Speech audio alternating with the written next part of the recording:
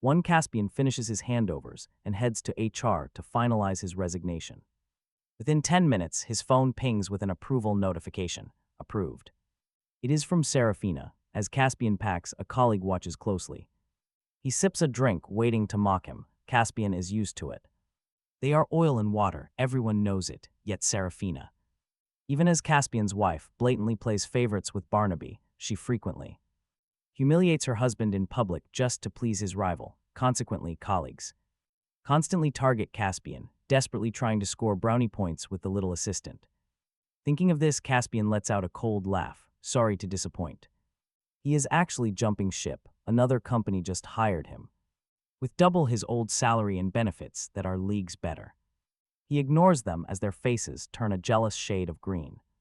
Caspian grabs his neatly packed belongings and walks right out. Just as he steps outside, his phone rings. It is Saraphina. He was actually wondering how to explain his sudden resignation. But the moment he answers, his wife immediately drops a heavy demand. She casually mentions sending a document, expecting him to complete it. Within a single hour, incredibly, she does not even know he has officially quit yet. And get this, when Caspian opens that file, he finds something unbelievably shameless. It is the exact same project he was recently forced to hand over to Barnaby.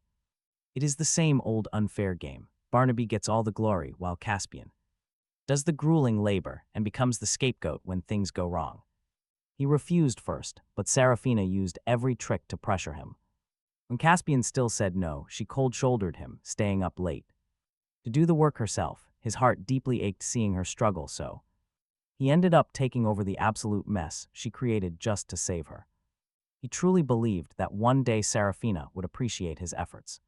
But this time, just to get Barnaby a promotion, she picked a massive fight. She subjected Caspian to a cold war for 3 whole months. Even when his fever spiked to 40 degrees and he was hospitalized, she flat out refused to visit him. She simply wanted to force him to hand over a $10 million project to Barnaby. That was the exact moment his heart died. He answers that he is not at the company. His voice is dry. Not at the company, she asks. Saraphina's voice instantly drops to sub-zero. She notes that it is currently working hours, leaving his post without permission during work. Hours means a full day of his salary will be deducted. Caspian answers that he knows, but he has already, as he is about to mention his resignation. Barnaby's sweet voice drifts through the phone. He tells Saraphina that if Caspian is unwilling, she should not force him. Saraphina immediately refuses, telling Barnaby that he must rest today. Her voice instantly becomes incredibly warm and gentle for her favorite. It is a complete 180-degree shift in attitude. Barnaby continues his little show, claiming he is not tired at all. But Saraphina maintains her tough stance, asserting her authority as the boss.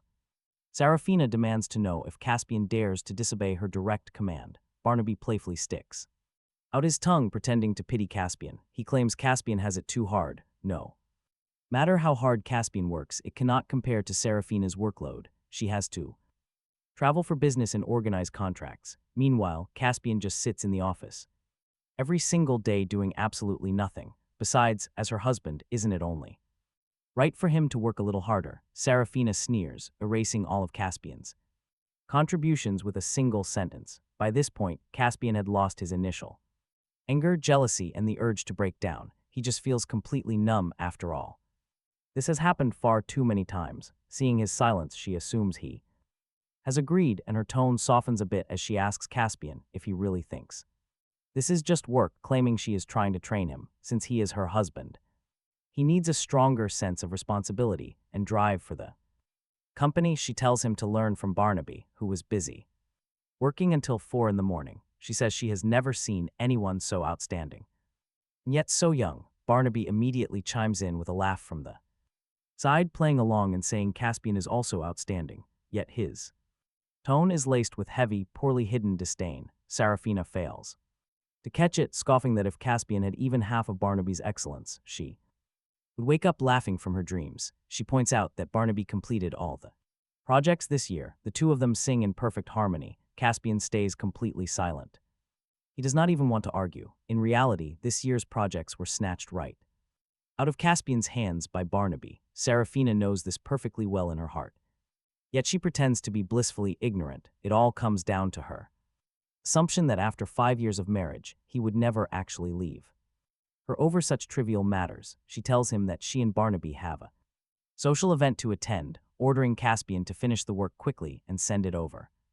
After dropping that command without waiting for Caspian's reply, Saraphina unceremoniously hangs up, but barely 2 minutes later, Caspian's phone vibrates twice. It is a brand new social media post from Barnaby. The two of them are sitting in front of a lavish candlelit dinner. Saraphina playfully tilts her head onto Barnaby's shoulder. Right in front of him sits a delicate gift box. Judging by the size, it can only hold a ring. Caspian casually scrolls down further, spotting the post Barnaby made at 4 a.m. last night. At 4 in the morning, he and Saraphina were in high spirits, drinking at a neon-lit bar, so the hard work she praised was just Barnaby knocking back drinks, and the social event later is actually just a romantic date. Caspian lets out a soft laugh, too tired to even bother questioning Saraphina. Confronting her is utterly useless anyway. She always has a massive pile of excuses ready to counter him, even when he corners her to the point of absolute speechlessness.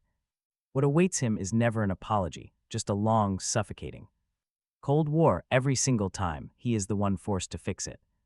Thinking about it now, instead of wasting time, he might as well work harder to secure his own financial freedom. After all, a fake heart changes easily, and honestly, who can blame him? Leaves the company, mapping out the logistics of his clean departure. Just as his car pulled out of the parking lot, his phone suddenly beeped twice. He checked it. Another alert. Saraphina had just swiped his card for another $20,000. Everyone thought he was with her for her money, but the truth was he always handed his salary over to her. All his cards were tightly controlled in her hands. She claimed her own wealth had to be reinvested into the company, so every single living expense came directly from his monthly salary and side hustle income. He firmly believed in providing for the family, so he never argued about it until he noticed something off. His income was quite high, yet he never saved a single dime. He was always running empty. At his most embarrassing moments, his account did not even have enough cash for a taxi. He finally had enough. He checked his transaction history, only to discover that Saraphina was constantly swiping his card to buy luxury gifts for another man, Barnaby. A gaming console worth thousands, tailor-made suits worth tens of thousands. She even dropped over $100,000 on a 5-star hotel to celebrate Barnaby's birthday. Meanwhile, he wore the exact same ragged underwear for 2 months because she refused to buy him new ones. On his birthday, if a gift cost over $100, she would complain it was too expensive. She'd just scribble a cheap card for him, claiming they needed to save for their future. He finally confronted her about this double standard. Her face instantly darkened, scolding him for his lack of trust and starting a cold war, declaring she would never touch his money again. Yet right now, this shameless woman was sneaking around, using his card to spoil Barnaby. Disgusted by her lies, he still dialed her phone number. He called a dozen times in a row, but she simply ignored him. Seeing this, he did not hesitate. He was done being nice. He marched straight to the bank and reported the card as lost.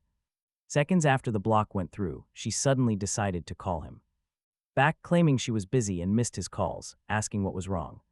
She acted completely innocent. His voice remained dead calm. It was nothing.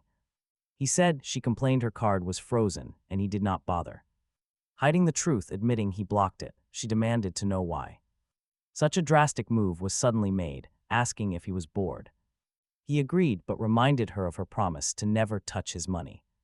Saraphina choked on her words. In the past, he never argued about money. He remembered when they first started the company, and he fell severely ill. The surgery cost $100,000. Coincidentally, she had secretly lost all their money in a bad project. She expected him to be furious, crying bitterly as she apologized, but he merely comforted her, saying money was trivial because they were a team. What was his was hers. There were no boundaries. His money was always prioritized for her needs. He believed giving his genuine heart would make their bond rock solid, but he was dead wrong. Giving in would only feed her unbridled arrogance, but still. Saraphina does not even hesitate. After 2 seconds of silence, she lets out an exasperated sigh. She gets it. He is holding a grudge because she Skipped their honeymoon, now Caspian is just throwing a childish tantrum, and she thought he had finally grown up. She never expected him to be this petty. She promises that after this, she will drop her work and go on that honeymoon with him. She claims she has no credit cards this time. Go unfreeze her card right now. Stop being so bratty, they're social. Event later is incredibly important. He has 10 minutes, otherwise she will be absolutely furious. Fearing Caspian would not cooperate, she tossed in a supplementary threat before hanging up. In the past, every time she declared she was angry, Caspian would obediently do whatever she wanted, like a loyal puppy, but she never realized he was not actually afraid of her temper. He only wanted to spare her from the stress of running things and avoid adding to her daily annoyance. But now he finally gets it. He tried his hardest to ease her burden, yet she kept inviting drama into her own life. And honestly, why should he bother meddling in her messy affairs anymore? If she has no bank cards, she can just ask her secretary or even ask Barnaby. After all, this entire trip was for his project anyway.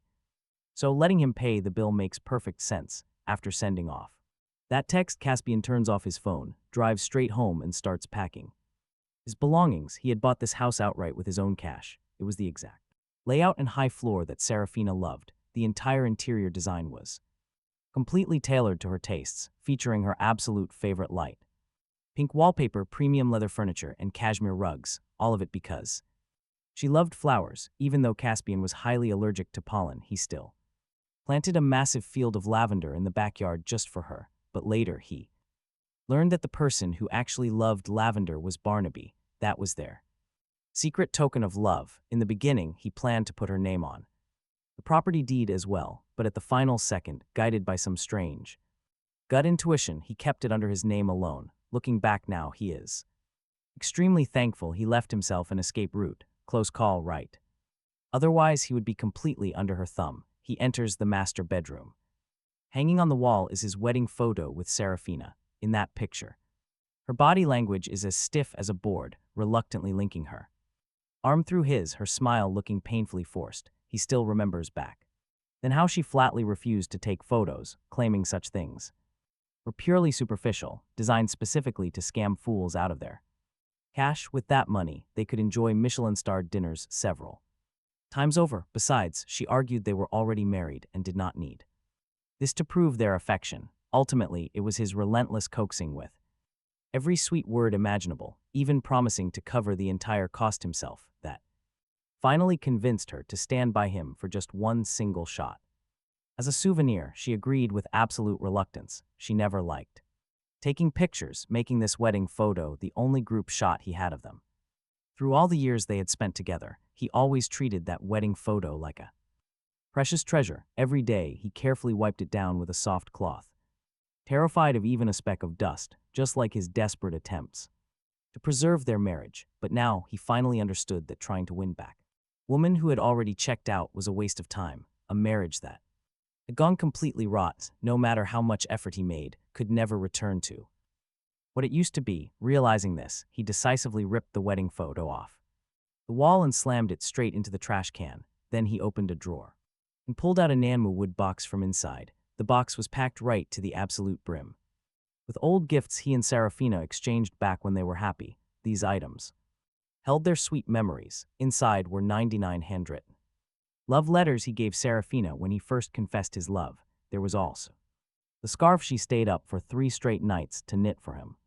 When they became official, inside a special 5-colored golden hand rope. He remembered back when Saraphina had a fever of 40 degrees. The burning fever would not break, and medicine seemed completely useless. He stayed by her side without even undressing to sleep, caring for her, but saw absolutely no improvement. He heard the prayers at Nanshan Temple were incredibly powerful and could bring back health. Driven by sheer desperation, he took a step and bowed, kneeling 1,314 times. Steps all to beg for a sacred peace rope for Saraphina. By the time he reached the temple, his forehead was split and bleeding, and his knees were kneeling until they became a bloody mess of raw flesh, with the eerie white bone visible underneath. The abbot was deeply moved by his absolute devotion, making a rare exception to weave a 5-colored golden rope for him. Right after putting it on, Seraphina's condition miraculously began to improve. When she woke and saw him looking like a complete Her eyes instantly filled with tears. She held him close, promising to love him for a lifetime, vowing they would definitely grow old together until their hair turned white. But now she had Barnaby, constantly hurting him for Barnaby's sake. She broke her promise anyway. Talk about cold. Thinking of this, he breathed heavily and tossed the Nanmu wood box into the trash can as well. Her heart had already changed, and keeping these items only added to the pain. These reminders should have been thrown away ages ago. Honestly, the person should have been too. After throwing the old relics into the bin, he grabbed his suitcase, opened his closet, and began packing his clothes. The wardrobe was bursting at the seams with outfits, but surprisingly, barely any belonged to him. He only had a few shirts and jeans washed until they were faded completely white, not even a single decent suit to his name, because Saraphina insisted they needed to save money. To plan for the future, he always pinched pennies wherever he possibly could. He wore outdated faded clothes, choked down cold buns, and handed over all the cash he saved for Seraphina to spend. He bought her designer bags, the latest seasonal fashion, ensuring she never missed a single meal of rare mountain delicacies and seafood. Looking back now, he realized he should have treated himself much better. Exhausting himself for a woman whose heart was already gone was complete madness. Talk about a terrible deal. Packing went by quickly. He grabbed his suitcase, ready to leave, but right before he could walk out the door, his eyes locked onto the tightly shut door of Seraphina's study, her ultimate forbidden zone. She frequently stayed inside for a whole day, and when she finally came out, her eyes were always red. He wanted to go inside, but never knew the password. He tried his birthday, her birthday, and even the anniversary of their wedding anniversary, even the date of their first kiss, but nothing worked. So in all the years they had been married, he had never stepped foot inside a single time. Not once, but since he was leaving, talk about morbid curiosity, he decided to try. He walked up to the study door and entered a code. This time he got it right on the very first attempt. Sure enough, the password was Barnaby's birthday. Letting out a quiet, self-deprecating laugh, he finally pushed the door open and stepped inside. But the moment he saw what was inside, he froze right in his tracks. An entire wall was completely covered with photos of Seraphina and Barnaby, taken from every possible angle in various backgrounds. You name it, it was right there on display. Single picture, Seraphina was smiling so brightly, her face practically glowing with pure happiness. Beneath each image, she had even written a thoughtful handwritten note next to the date, October 21st, 2023. She wrote that Barnaby wanted to ride the Ferris wheel, so she booked the entire amusement park. Accompanied him to play all day, November 2nd, 2024, wishing her favorite boy a happy birthday. Tonight, the fireworks of the city are lit just for him. Ironically, that day happened to be his exact 5th wedding anniversary with her. With Seraphina, he had cooked a table full of her favorite dishes, but she claimed a last-minute social event kept her from returning. She left him entirely alone, waiting alone all night, so she did not go to a work meeting. But no, she went straight to celebrate Barnaby's birthday instead. January 28th, 2025, she actually took wedding photos with Barnaby, since she cannot be his bride. She wanted this one picture with him. No wonder that day when Seraphina took wedding photos with him, she was so intensely reluctant.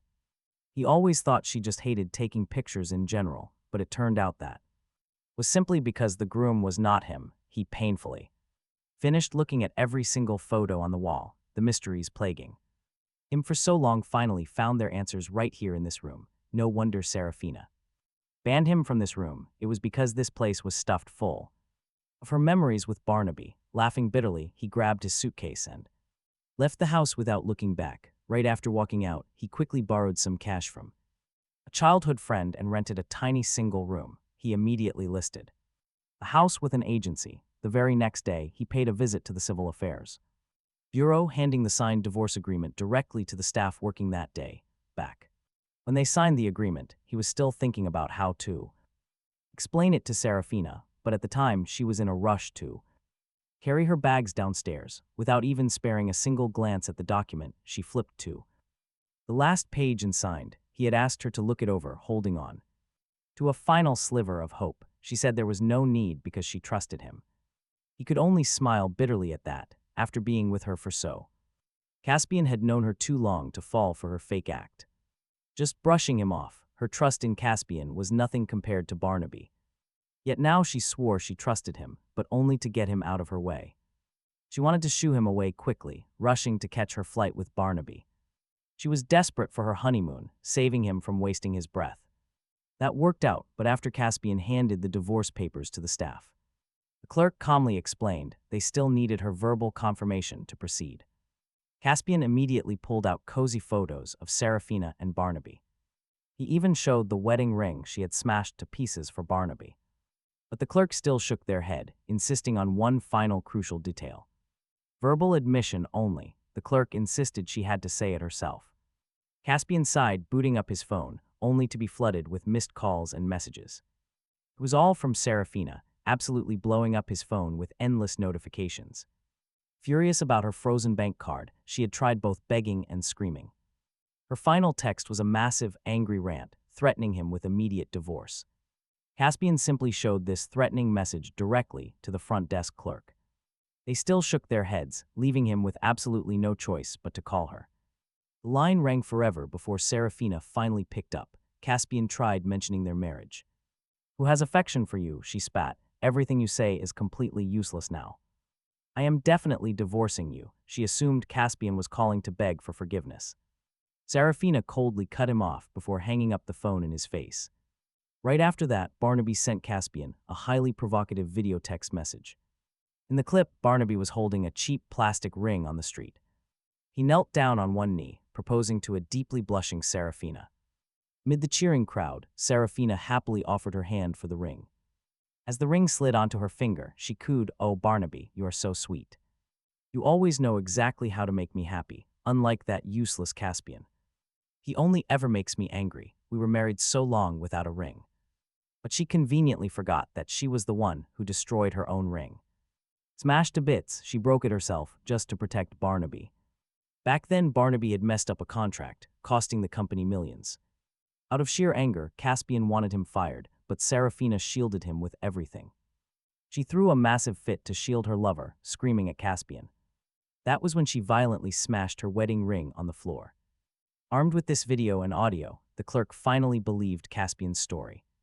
With deep pity in their eyes, they processed his paperwork immediately. They told him the final certificate would be ready in 30 days. He knew her threats were just a bluff she used whenever she was mad. In the past, she did this constantly, and he would always cave in first. Caspian used to beg for her forgiveness, agreeing to her every demand. She was dead certain he would never actually let her go. It was her ultimate trump card to get whatever she wanted. She thought this threat would work again, but get this, he was totally done. Utterly exhausted, Caspian was ready to write her out of his life. He listed their house at a heavily slashed price. Within less than a week, the house is sold off smoothly. Caspian visits the agency storefront and signs the contract.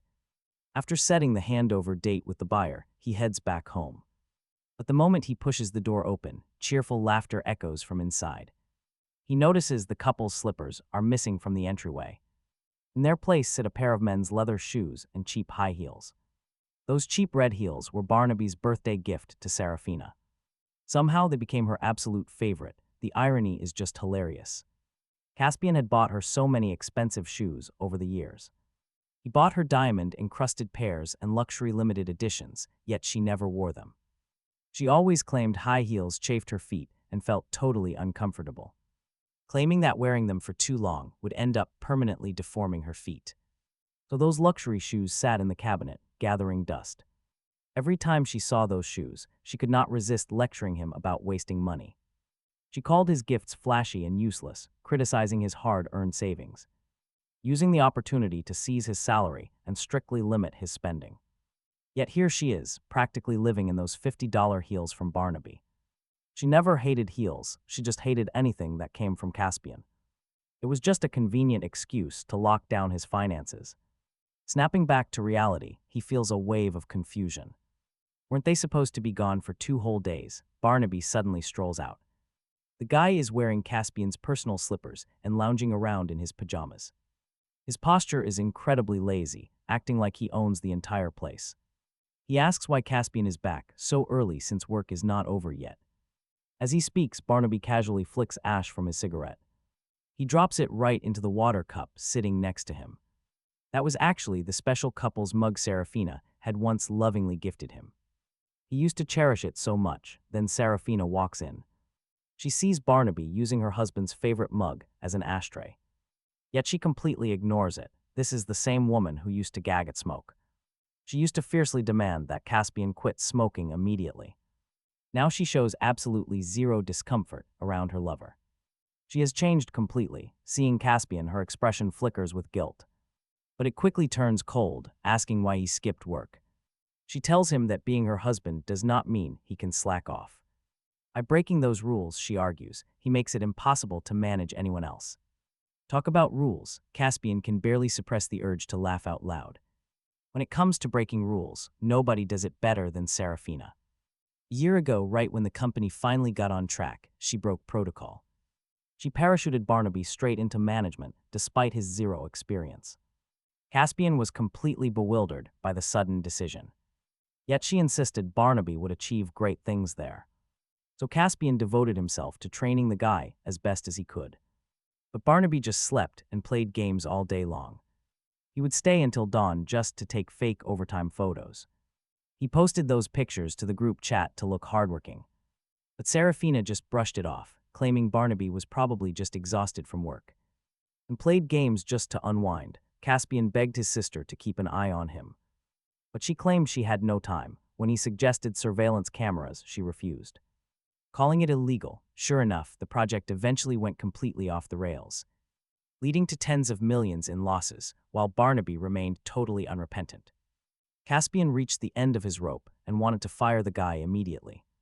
But Saraphina desperately blocked it, accusing him of being jealous of Barnaby's excellence. She feared he would surpass Caspian, so Barnaby stayed. He kept stealing Caspian's clients and hijacking his main projects. Saraphina saw everything clearly, yet she chose to turn a complete deaf ear. Instead, she praised Barnaby while labeling Caspian as a bitter, jealous colleague.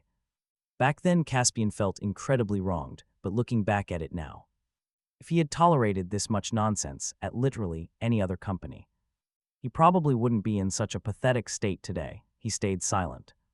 Meanwhile, Barnaby gently patted Saraphina's back, trying to coax her softly, whispering that maybe Caspian knew she was returning and rushed over for her.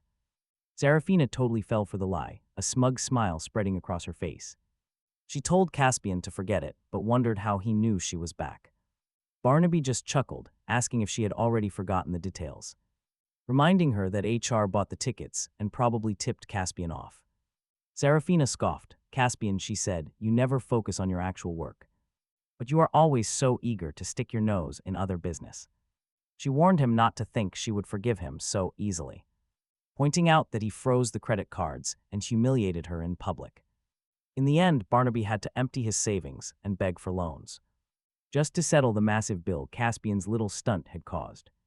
Seeing his silence, she assumed he was reflecting on his sins as usual.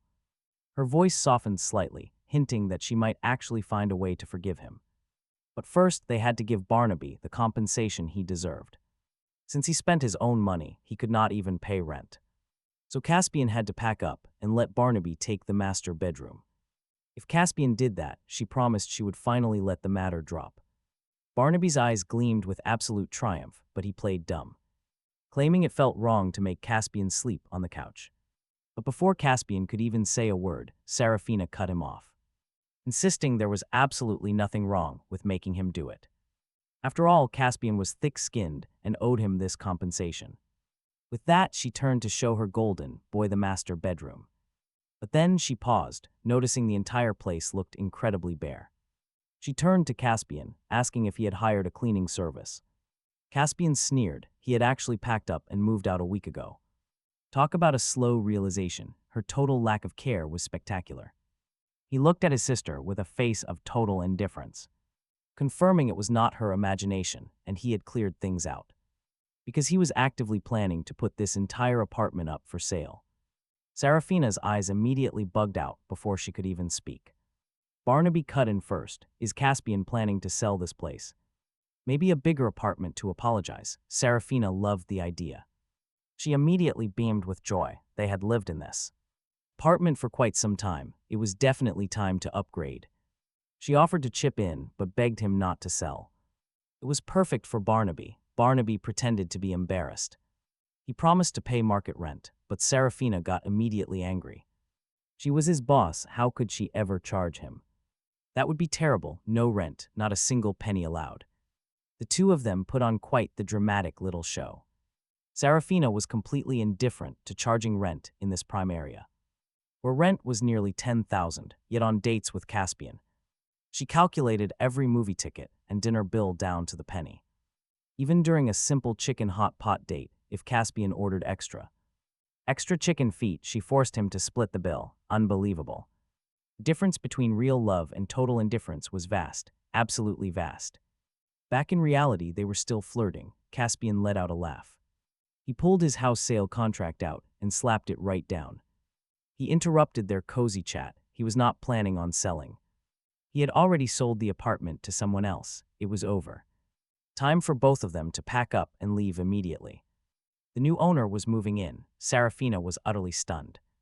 Her elegant brows knitted together, and she glared at him with rage. She demanded to know why he had not discussed this with her.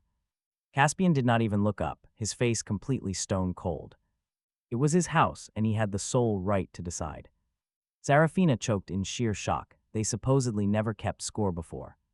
She stared fixedly at him for a moment, then spoke coldly.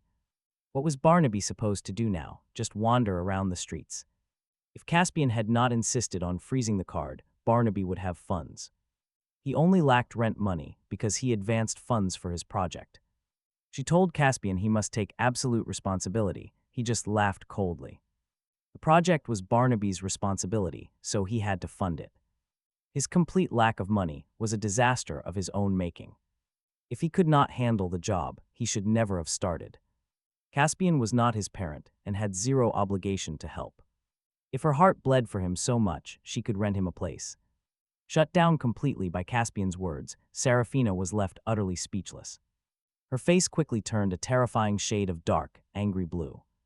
Barnaby tugged at her sleeve, his eyes rimmed with heavy red. He sobbed that he never expected Caspian to have such a problem. Caspian even sold the house just to keep him out. Unbelievable. He thought it was better to leave than be an eyesore there. As for finding shelter, he could just sleep under a bridge. Barnaby puts on a dramatic show of trying to leave, but conveniently. He lets out a sharp cry of pain, clutching his chest to gasp for air. Seraphina immediately rushes forward with panicked steps. She pulls Barnaby into her embrace, asking if he is okay. Barnaby purposefully makes his voice sound as faint as a dying whisper. He wheezes that his asthma is acting up. It hurts so much. With practiced familiarity, she pulls asthma medication from her bag. She feeds it to him, asking with deep worry if he feels better. After soothing Barnaby, she shoots Caspian a look of pure ice. She asks what is so wrong with helping her savior instead of her husband. Caspian is utterly speechless at this absurd attempt to outsource a life-saving debt. Besides, the person who actually saved Seraphina was clearly Caspian. Thinking back to that day, she had accidentally fallen into the river. When she was on the verge of drowning, Caspian disregarded his safety and dove in. After performing CPR on her, he immediately made a phone call for help. He wanted to arrange her hospital trip, but when he returned, he saw Barnaby holding Seraphina, seizing the perfect chance to take credit. The absolute audacity of this guy, pretending to be her actual savior. From that day forward, Seraphina showed a heavy bias toward Barnaby. Worse yet, Barnaby constantly whispered bad things about Caspian. He slowly poisoned her mind, painting her husband as a monster. He made Caspian look like a cold-blooded, heartless, and neglectful husband. Over time, Seraphina developed massive grievances against her own husband. Caspian tried explaining multiple times that he was the real savior, but she dismissed him as an ugly duckling trying to imitate a graceful swan. It only made her loathe him more. Normally, he would have argued. But now he is just completely exhausted. He casts a side glance at Seraphina and tells her she can repay her own savior herself. Seraphina freezes on the spot, shocked by his sudden coldness. She demands to know what kind of nonsense he is spouting. Barnaby hurriedly shuffles closer, grabbing Caspian's hand with fake concern. He pleads that he did not mean to snatch Caspian's $10 million project. He offers to give it back so Caspian won't risk his marriage. He tells him not to ruin his home over such a trivial matter. And just like that, Caspian is painted as a petty, vindictive villain. This instantly provokes Saraphina, her eyes practically spitting fire at Caspian. She glares at him with a death stare, while a sneaky smirk curls on Barnaby's lips. Barnaby seizes the chance to lean close to Caspian's ear, revealing his true face.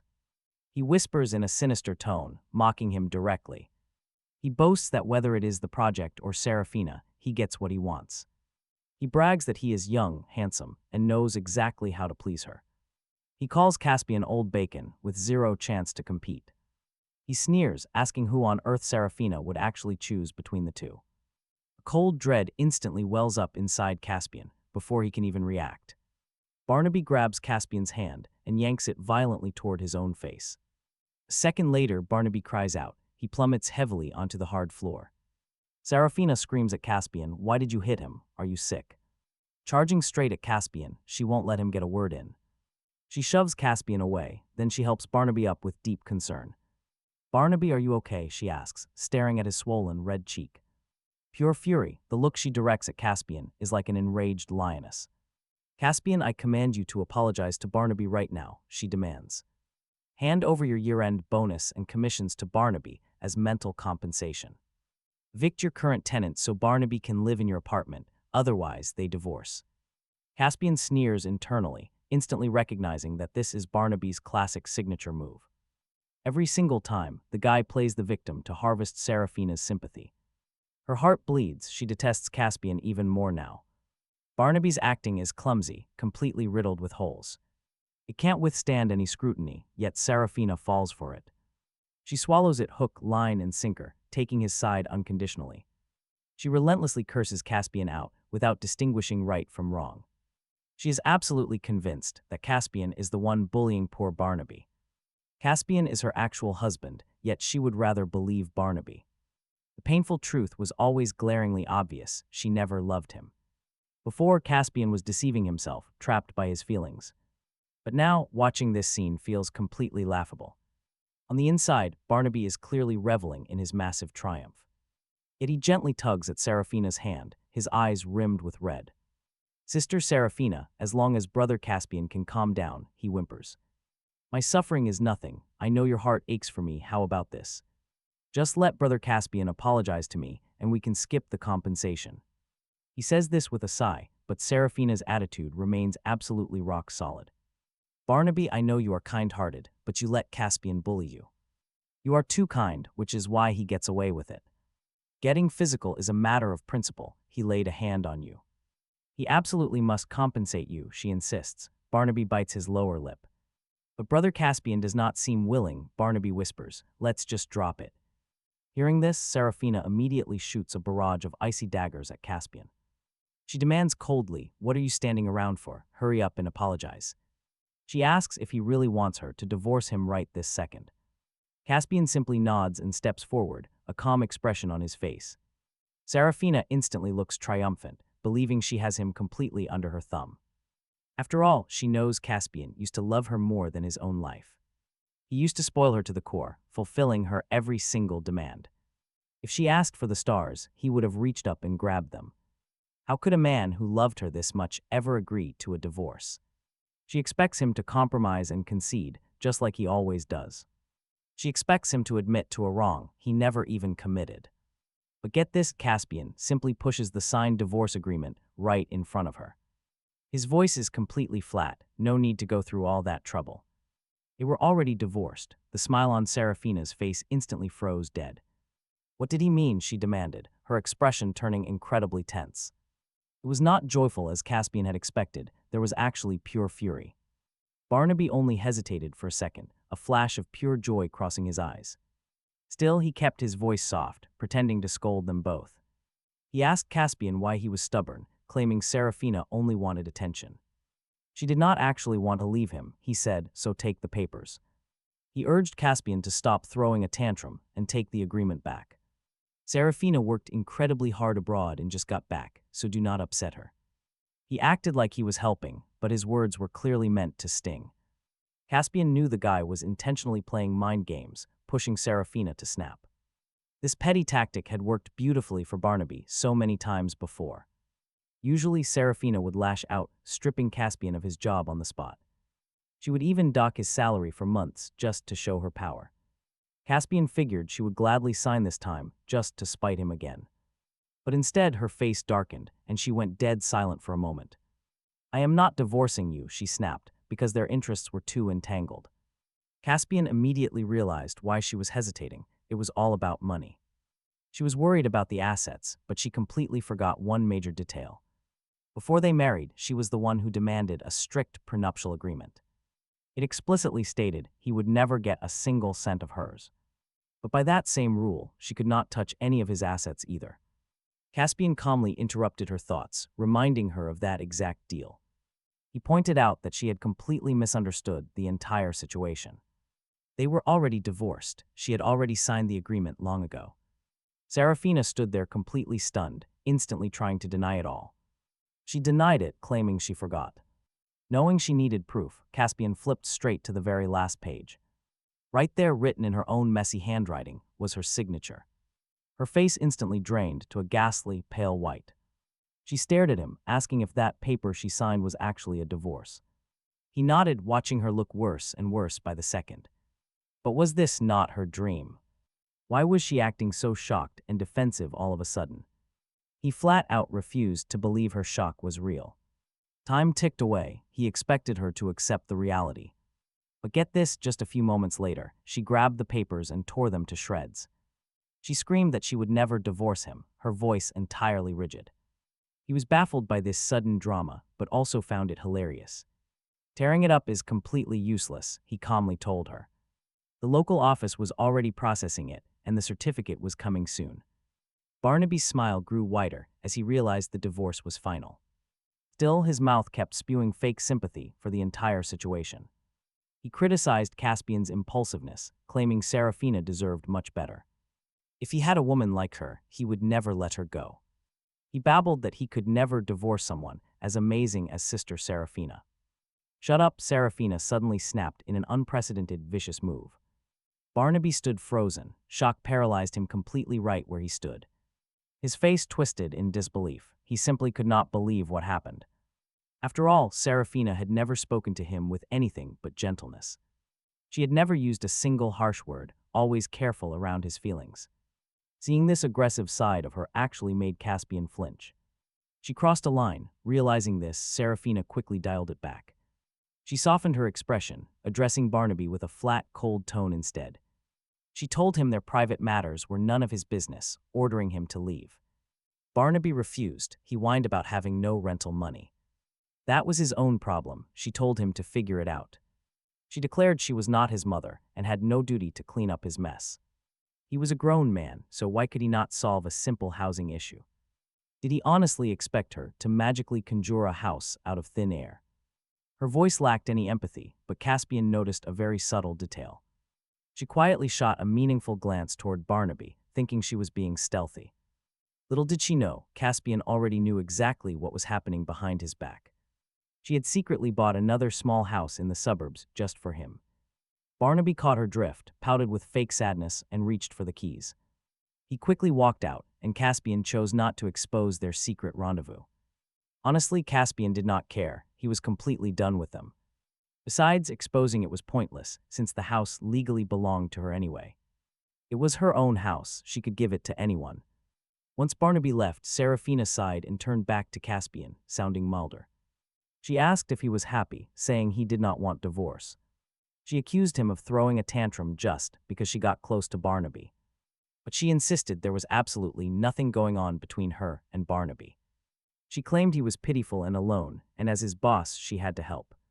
She admitted that getting close to Barnaby was partly to provoke Caspian. But at the end of the day, they were the ones who were married.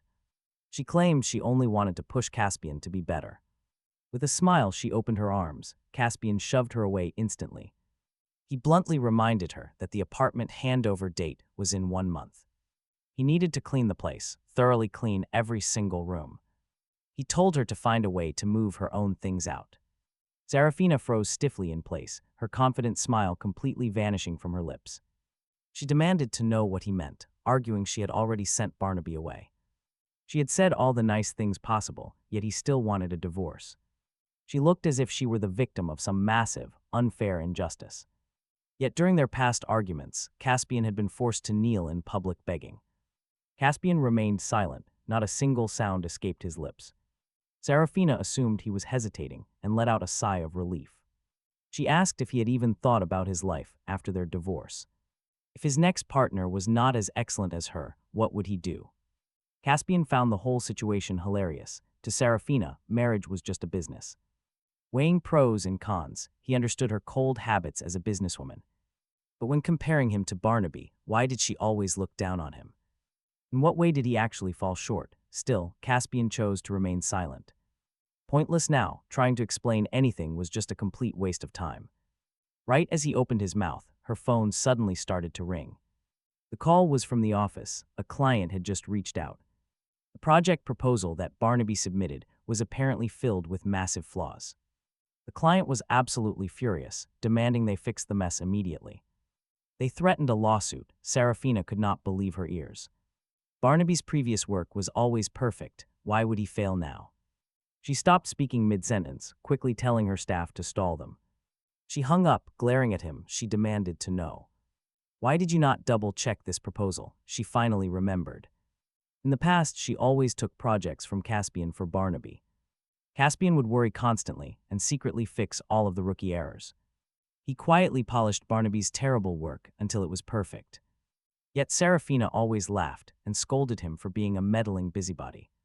She insisted Barnaby could do it alone, but whenever something broke, Saraphina would instantly dump the entire blame on Caspian. She would complain that he was too careless and missed obvious errors. So this time Caspian did not look at it, not once. She wanted Barnaby to handle it alone, so Caspian let him try. He let him take all the credit. Honestly, who could blame him? Her brow furrowed as she prepared to explode, but he spoke flatly. That was Barnaby's job, not his. He had no obligation here. She snapped back that he was her husband, but he just scoffed.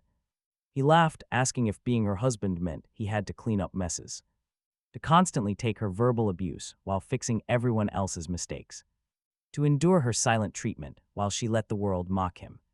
He had endured enough. Caspian did everything expected of a partner. But had she ever done a single thing worthy of being a wife? How had she not? Saraphina immediately snapped back in defense. By flirting with another man or helping him steal Caspian's hard work. He threw those words right back at her, his voice dripping with sarcasm.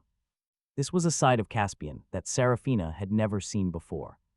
For once, she seemed genuinely shaken by his cold defiance. Saraphina stood there in stunned silence, totally unable to fight back. She gritted her teeth, desperately wanting to argue. She stopped herself. Instead, she slammed the door and stormed out, heading to the office. Word got out that the moment she arrived, she absolutely lost her temper. She screamed at Barnaby right in front of the entire office. It was the first time she had ever humiliated him so publicly.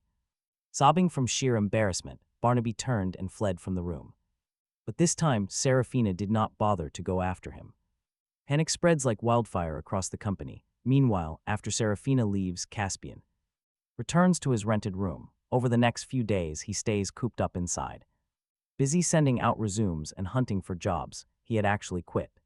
Without any backup plan, his previous claim about jumping ship was completely made up. He assumed his life would never cross paths with Saraphina again, but just a week later, Saraphina suddenly sends him a frantic voice message. Caspian, I am sorry, she says. I was wrong about Barnaby. He is not reliable, but she refused to listen, and now she is tasting the bitter consequences. She claims the company project is now in absolute critical condition. She even says she tumbled down the stairs while delivering some urgent documents. She thinks she fractured a bone, begging him to come and take her to the hospital. But Caspian flatly rejects her. They are already divorced, so why is she calling him? He tells her to look for Barnaby instead. She replies in seconds, her voice choking up. She cries that she and Barnaby have already fallen out, begging for his help. Everyone else has left the office, leaving her all alone in the dark building. She asks if he really has the heart to leave her there. After hesitating, Caspian ultimately decides to go, but the moment he arrives at the office, he realizes he was completely scammed, and honestly, it gets worse. The entire office is packed with major clients, and Saraphina shows no signs of any injury at all. Caspian immediately turns to leave, but Saraphina is one step ahead, forcefully pushing him right in front of the clients. She speaks up clearly, telling Mr. Sterling that this whole project was handled entirely by Caspian and that it has nothing to do with Barnaby. She says to blame Caspian alone and that he should bear the entire responsibility. Caspian stares at Saraphina in absolute shock, unable to believe his ears. He never imagined she would use him as a scapegoat just to protect Barnaby. It cuts deep because back when she first entered the corporate world, Saraphina was maliciously slandered and targeted by jealous colleagues. Back then she suffered through unfair treatment and constant humiliation, enduring everyone's cold mockery while swallowing a mountain of grievances. Even slipping into a deep depression, she wanted to end her life multiple times. But Caspian was the one who pulled her back from the brink every single time. He took her to doctors, got her treatment, and worked tirelessly for her. He practically ran himself ragged, begging for help and confronting the rumor mongers. Until justice was served, he proved her innocence, helping her clear her name and escape the dark shadow hanging over her mind. Saraphina used to despise these dirty tactics more than anyone. Yet now, for Barnaby, she is willing to become the very person she hated. She really must love Barnaby with every fiber of her being. Talk about a betrayal. Caspian instantly becomes the target of public outrage. Barnaby gladly takes the chance to fan the flames. He calls out, "Brother Caspian, with your skills, you shouldn't be making such amateur mistakes. Are you intentionally sabotaging the company just to get revenge for missing that promotion? Brother Caspian, if you are dissatisfied with me, just say it. If you want to be vice president, I can give the position to you, but how could you gamble with the company's fate like this?" Caspian still remembers vividly when he secured a $10 million order, and Saraphina was so thrilled she promised to promote him to vice president. But when the day of the official announcement arrived, Barnaby stepped onto the stage first and hijacked Caspian's announcement. Saraphina had always favored Barnaby, so she simply let the mistake stand, promoting Barnaby to vice president instead. Now Barnaby was clearly rubbing salt in the wound while acting like the innocent victim. He was deliberately throwing fuel on the fire, pushing Caspian straight into the fiery pit. Provoked by him, their colleagues also cast looks of deep disdain in Caspian's direction, murmuring about how he is not only incredibly selfish and self-serving but also petty and calculating, throwing the entire company under the bus over a personal grudge. A flash of guilt darted across Saraphina's eyes, but she quickly regained her composure, allowing Caspian to be slandered without a single word. To put on a show of impartiality, she even raised her voice. "Caspian, this mess started because of you, so it is your responsibility to clean it up. To demonstrate your sincerity, just kneel down and apologize to Mr. Sterling directly, then we will dock your salary for the next 30 years as compensation to Mr. Sterling." Having said her piece, Saraphina cautiously turned to look at Mr. Sterling, her face a picture of absolute fawning as she asks him if this is acceptable. Mr. Sterling nodded with apparent reluctance, saying coldly, "Then I will give you one more week to revise the proposal. If the revised proposal still has issues, prepare to face the consequences." A smug smirk curled the corner of Barnaby's mouth as he remarked seemingly casually, "Brother Caspian has always had top-notch professional skills. I do not think it will take a week. 3 days should be more than enough, right, Brother Caspian?" He was blatantly digging a grave for Caspian, yet he insisted on putting on the mask of a saint. "Brother Caspian, do not look at me like that. I am doing this for your own good. Only by doing this can you show the maximum amount of sincerity. What are you standing around for? Hurry up and thank Mr. Sterling for showing mercy and letting you off the hook the moment." Talk about public humiliation. The crowd is just watching this entire spectacle from the sidelines, covering their mouths and snickering, being the CEO's husband like Caspian is just too pathetic. He does not even have as much status as Barnaby. Even after being married for 5 years to the CEO, he still has not managed to become a vice president. Just a piece of old bacon. Serves him right that CEO Saraphina looks down on him. He is light years behind Vice President Barnaby. Among them were many apprentices Caspian had personally mentored and trained. In the past, they always called him master at every turn. Now they are eagerly kicking him while he is down just to curry favor with Barnaby. Caspian's heart turns ice cold inch by inch, snapping back. Saraphina takes out her phone, searching for Caspian's name on the company's management roster, attempting to forward the proposal to him. But after Searching for 2 solid minutes, she still cannot find him. Her face progressively turns incredibly ugly. Finally, her eyes bugged out. Where is he? Why can she not find him on the employee roster? It actually made Caspian laugh. He resigned ages ago, and she genuinely had not noticed. Caspian looked at her, laughing coldly. Did she really forget his resignation? She approved it herself. Hearing this, Saraphina froze. Her face lost all color. It turned completely gray. Impossible, she stammered, unable to comprehend it. Panic took over. She could not recall ever approving his departure. Immediately, she scrambled to search for his resignation records. Caspian watched her, calm, not surprised at all by her sudden panic. He just found it ridiculous. What could she actually remember anyway? Other than fussing over Barnaby's meals and housing, she remembered absolutely nothing. She worried over Barnaby's rest, ignoring everyone else around her.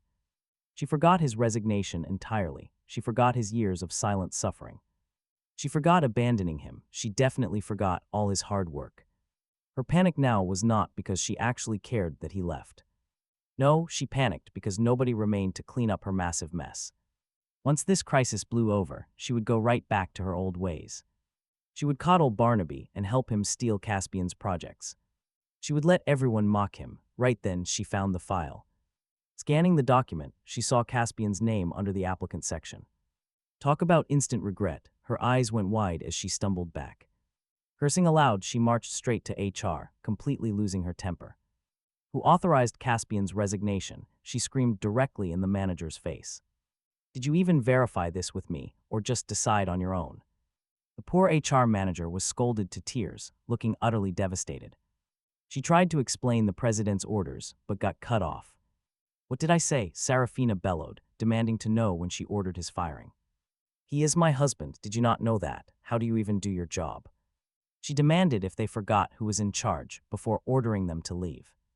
Get out of the company. I never want to see your face again. The manager stood flabbergasted, shocked to learn Caspian was actually her husband. She always assumed Barnaby was the husband. Nobody could blame her. After all, Saraphina had never officially acknowledged Caspian to anyone. She never showed him off at events or posted photos on social media. She never posted updates about him, even for major company events. Instead, she always brought Barnaby, constantly calling him her savior. Caring for her savior made sense, but the look in her eyes was different. When looking at Barnaby, it was clear she felt much more than gratitude. Her eyes held deep affection, sending him constant gifts. The manager delivered these items herself, making it obvious.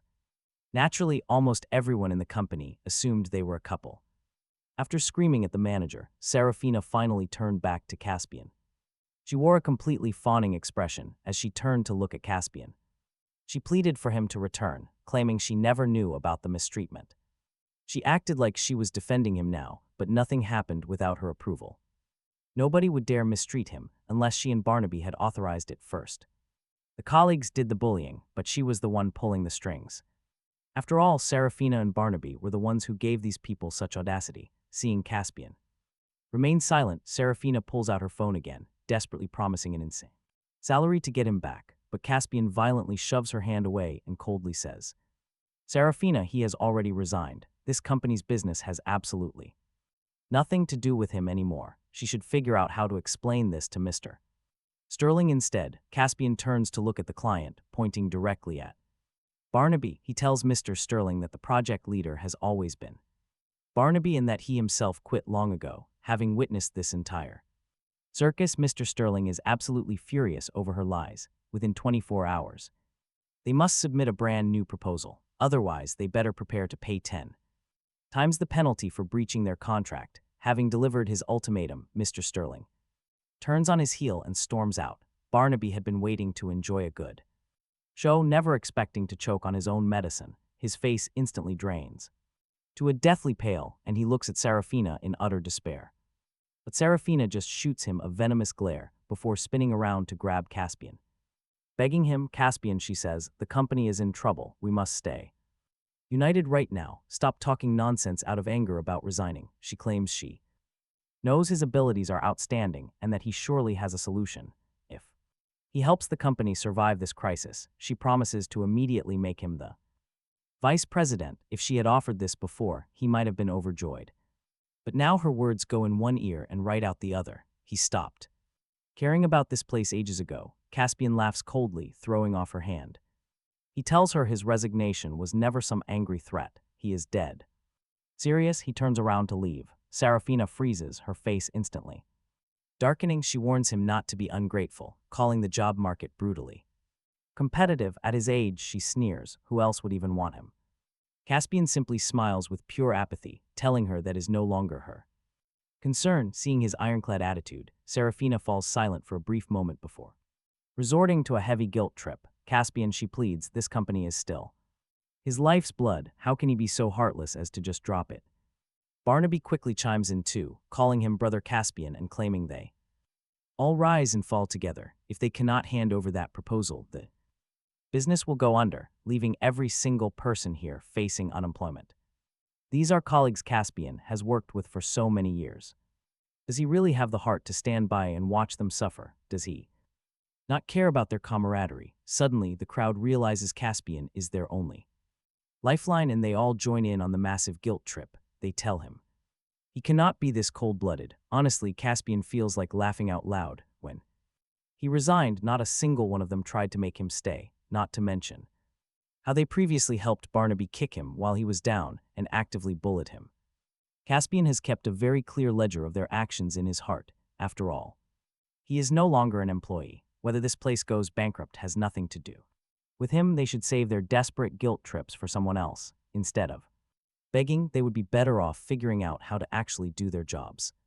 Before leaving, Caspian does not forget to give Saraphina a friendly reminder.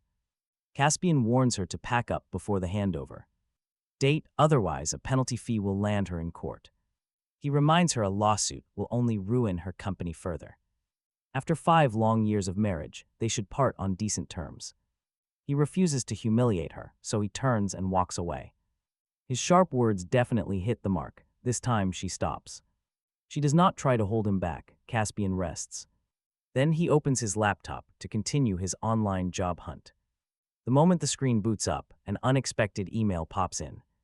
A rival firm offers double his previous salary with incredible benefits. Caspian accepts the invitation right away without any hesitation. After easily passing the interview, he signs the contract. With his onboarding complete, the house handover also goes smoothly. A massive chunk of cash is wired directly to his card. Life becomes beautifully tranquil with 0 daily anger and no anxiety. He no longer has to watch his wife flirting with other men. He stops worrying she will steal his hard work for someone else again. Within a few days, Caspian actually starts looking much healthier and happier. Meanwhile, Saraphina's life is definitely not as glamorous as expected. Ever since Caspian left, she forced Barnaby to rewrite their proposal. After 7 rounds of drafts, Barnaby completely snaps under pressure.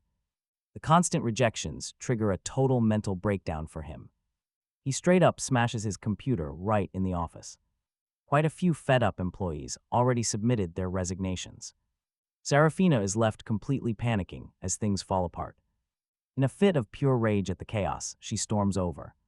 She slaps his face hard and he bolts in fury. After that, he ignores every single phone call from her.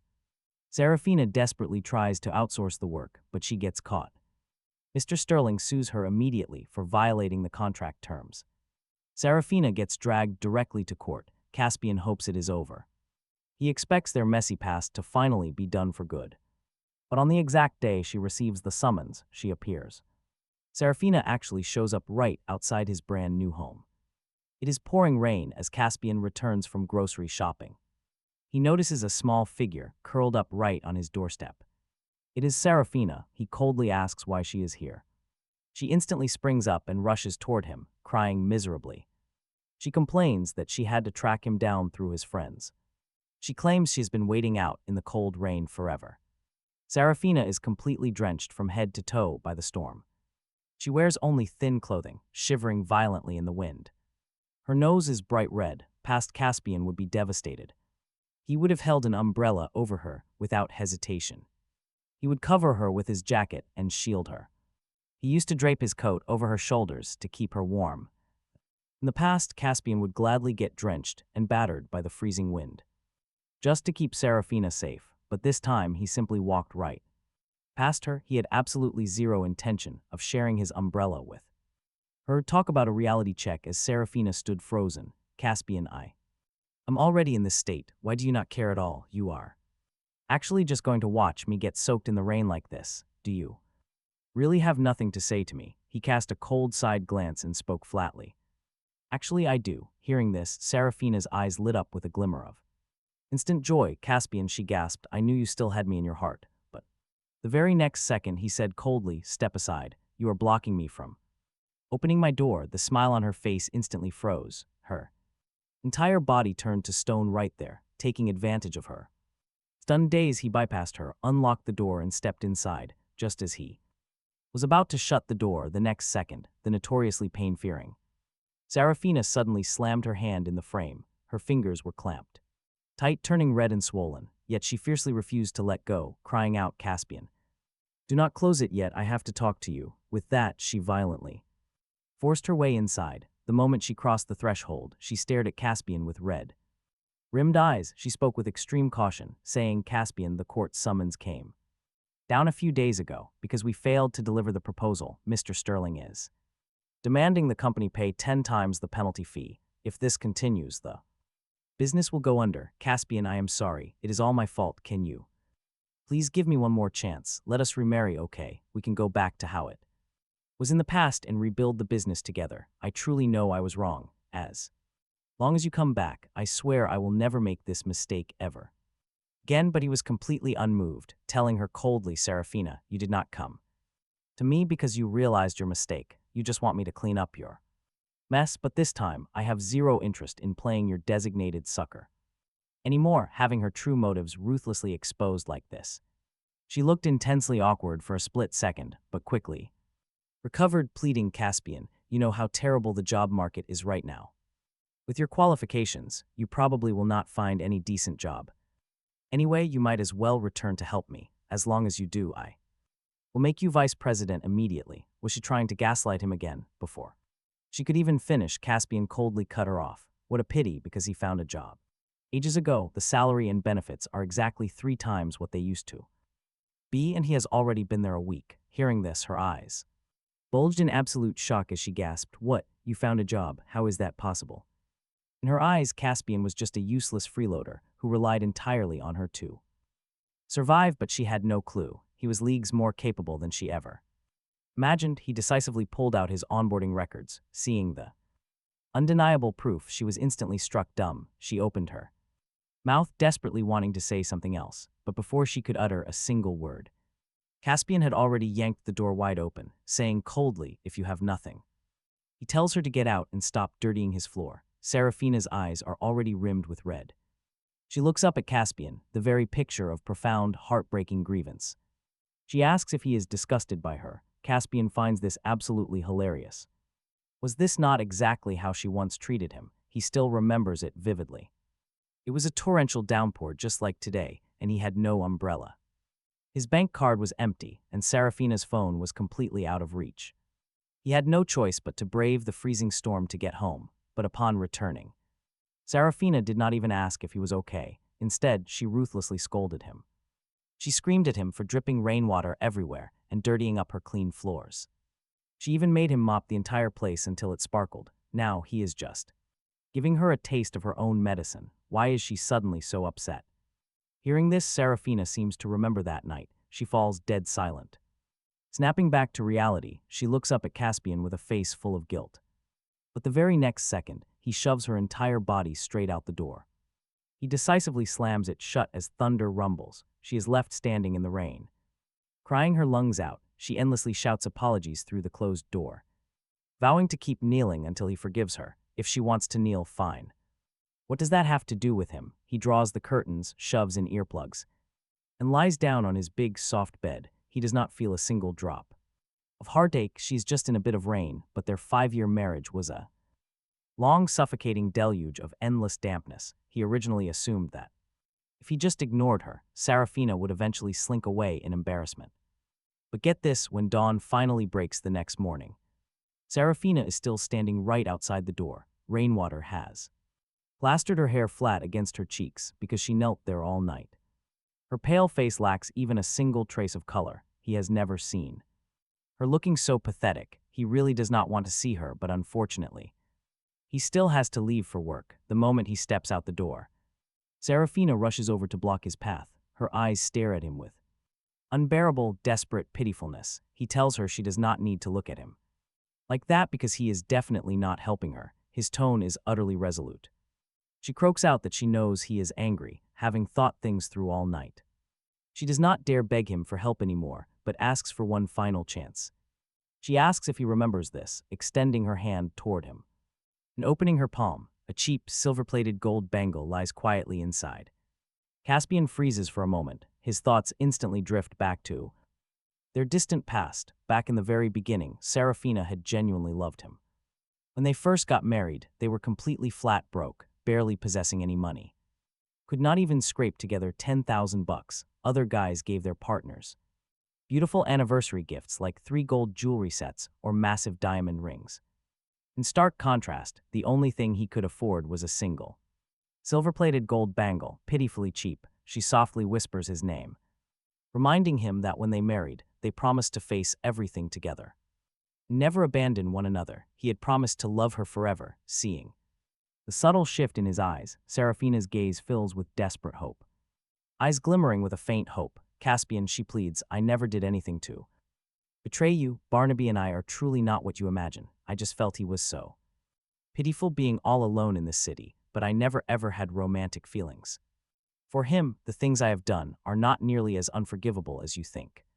After all, we have 5 years of marital bonds. How can we just sever it so easily? Caspian, just give me one more chance, please. As she keeps pleading, Caspian steps forward. He reaches out his hand and picks up the bangle. Seeing this, Saraphina's face erupts with absolute joy. Her tone leaps with irrepressible excitement. Caspian, I just knew it. The things you said before were all just out of anger. You still have me in your heart after all. But before she can fully ignite her hope, in the very next second, her face violently drains to a ghastly pale. Caspian holds the bangle right up to her face, showing her the engraving on the inner band. The once smooth inner loop has been carved with words, 2 neatly etched names. It prominently displays Saraphina and Barnaby. Saraphina stands frozen to the spot. Her face becomes visibly hideous with shock at an alarming speed. Caspian, completely exceeding her expectations, lets out a quiet laugh. All these years, Barnaby was constantly hopping up in every single corner of their lives, attempting to saturate their entire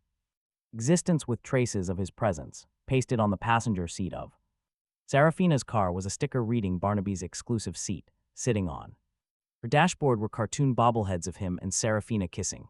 Even the backyard of their marital home was planted full of his favorite lavender. The house was always littered with his left-behind clothes and ties. These were all his blatant provocations. Barnaby used these items to constantly remind Caspian that Saraphina had him in her heart. As long as he wanted, Saraphina would belong to him.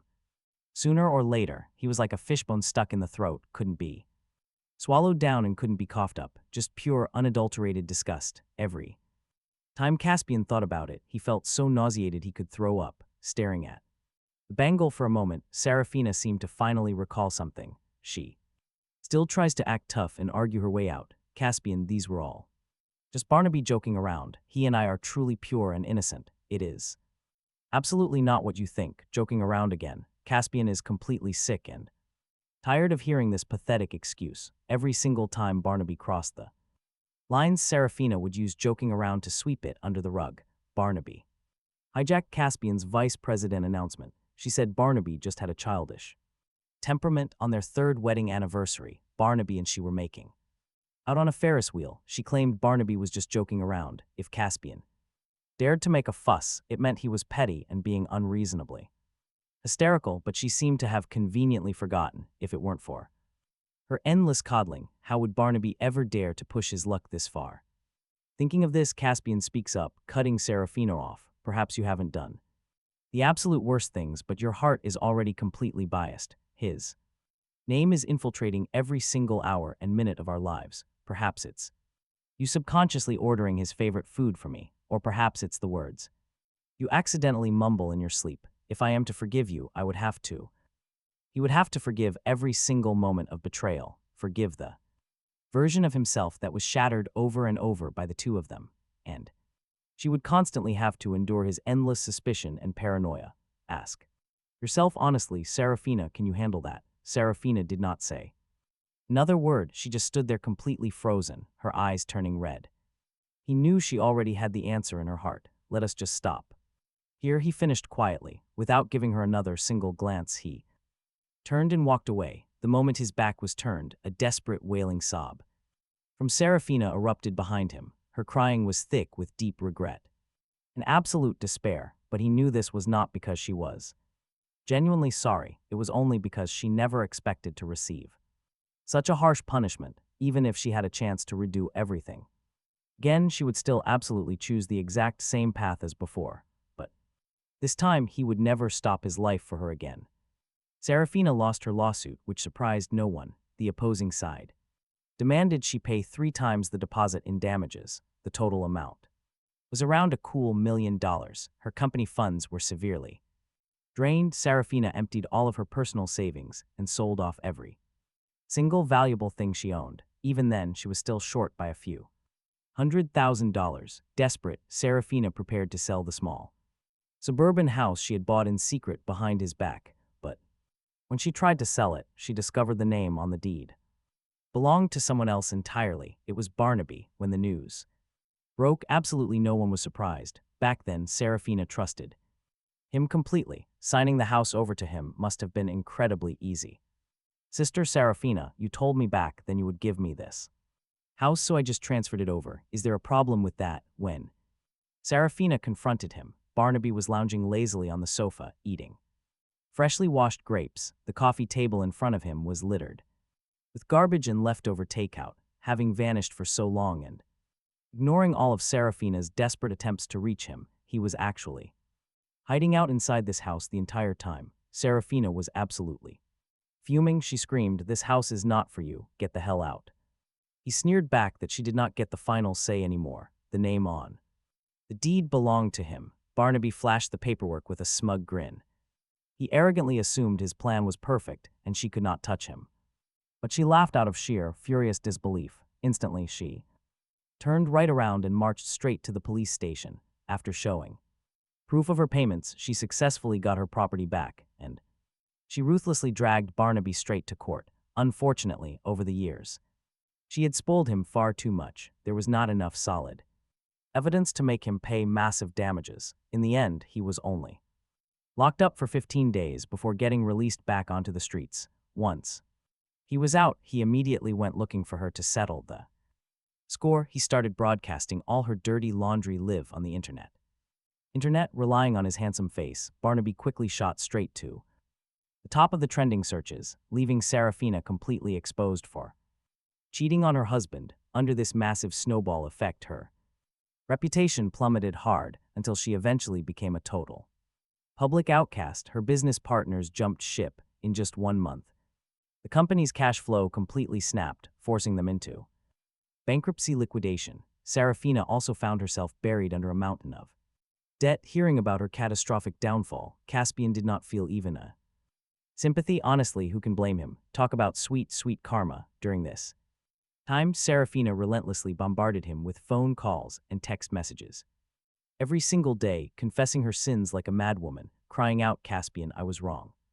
Barnaby is just pure human garbage. I only know now that you were the one who treated me the best. Please forgive me. Just give me one more chance.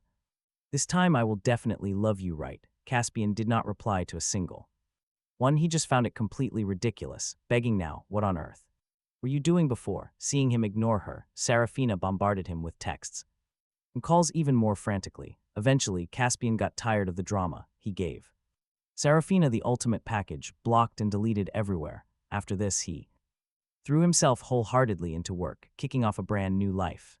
The colleagues at his new company were incredibly friendly, and the work atmosphere was absolutely fantastic, with zero office politics or petty backstabbing. In such a stellar work environment, his efficiency went through the roof.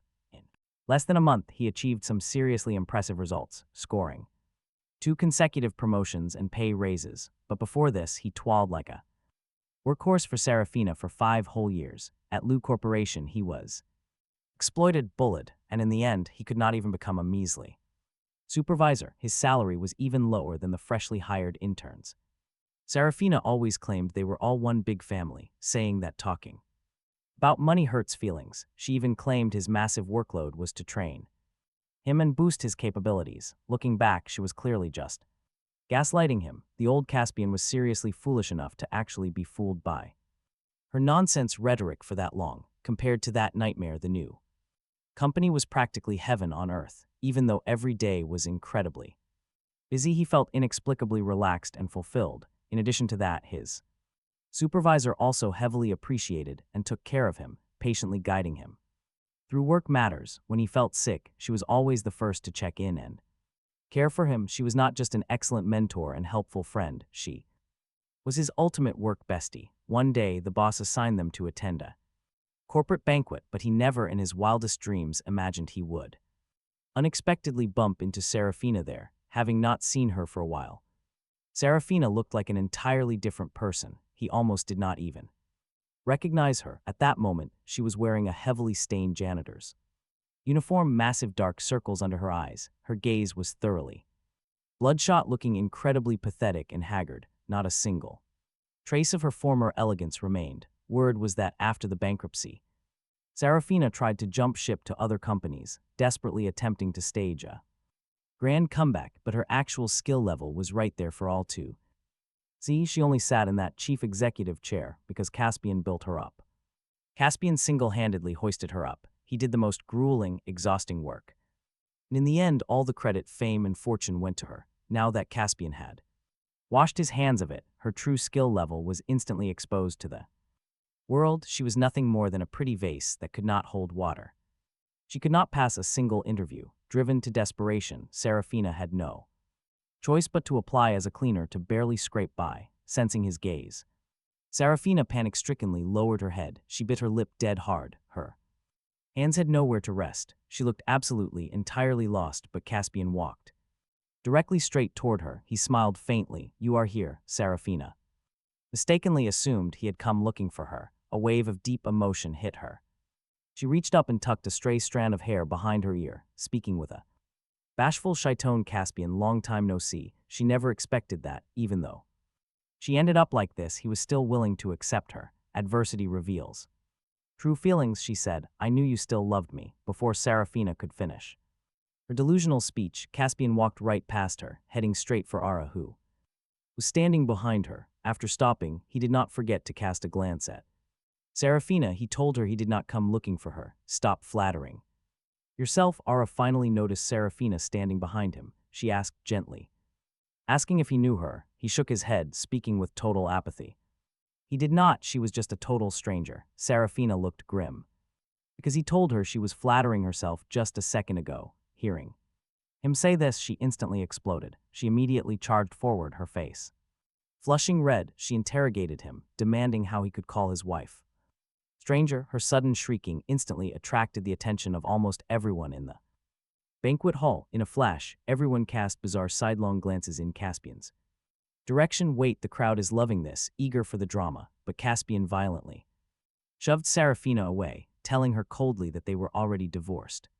That made them strangers. He grabbed Ara's hand, turning around to quickly leave. Seeing their intertwined hands, Saraphina's eyes turned so violently red they looked like they could bleed. She even snapped the mop handle in her hands clean in half, screaming to know who she was, asking if she was his girlfriend. Facing her, Caspian was too lazy to even lift his eyelids, asking why it was her business. Hearing him say this, Saraphina's eyes grew even redder. Her voice also took on a heavy, choked quality. "Caspian, you promised you would love me for a lifetime," she cried. "How can you hold another woman's hand?" She absolutely forbade it. Saraphina lunged forward like a wild animal, throwing herself right between him and Ara, looking as if she was determined to physically pry them apart. Slammed by her like that, Ara stumbled violently backward. If Caspian had not caught her in time, she would have face-planted right onto the floor. After Ara regained her footing, Caspian shot Saraphina a look of pure ice. He was speechless. They were already divorced, so who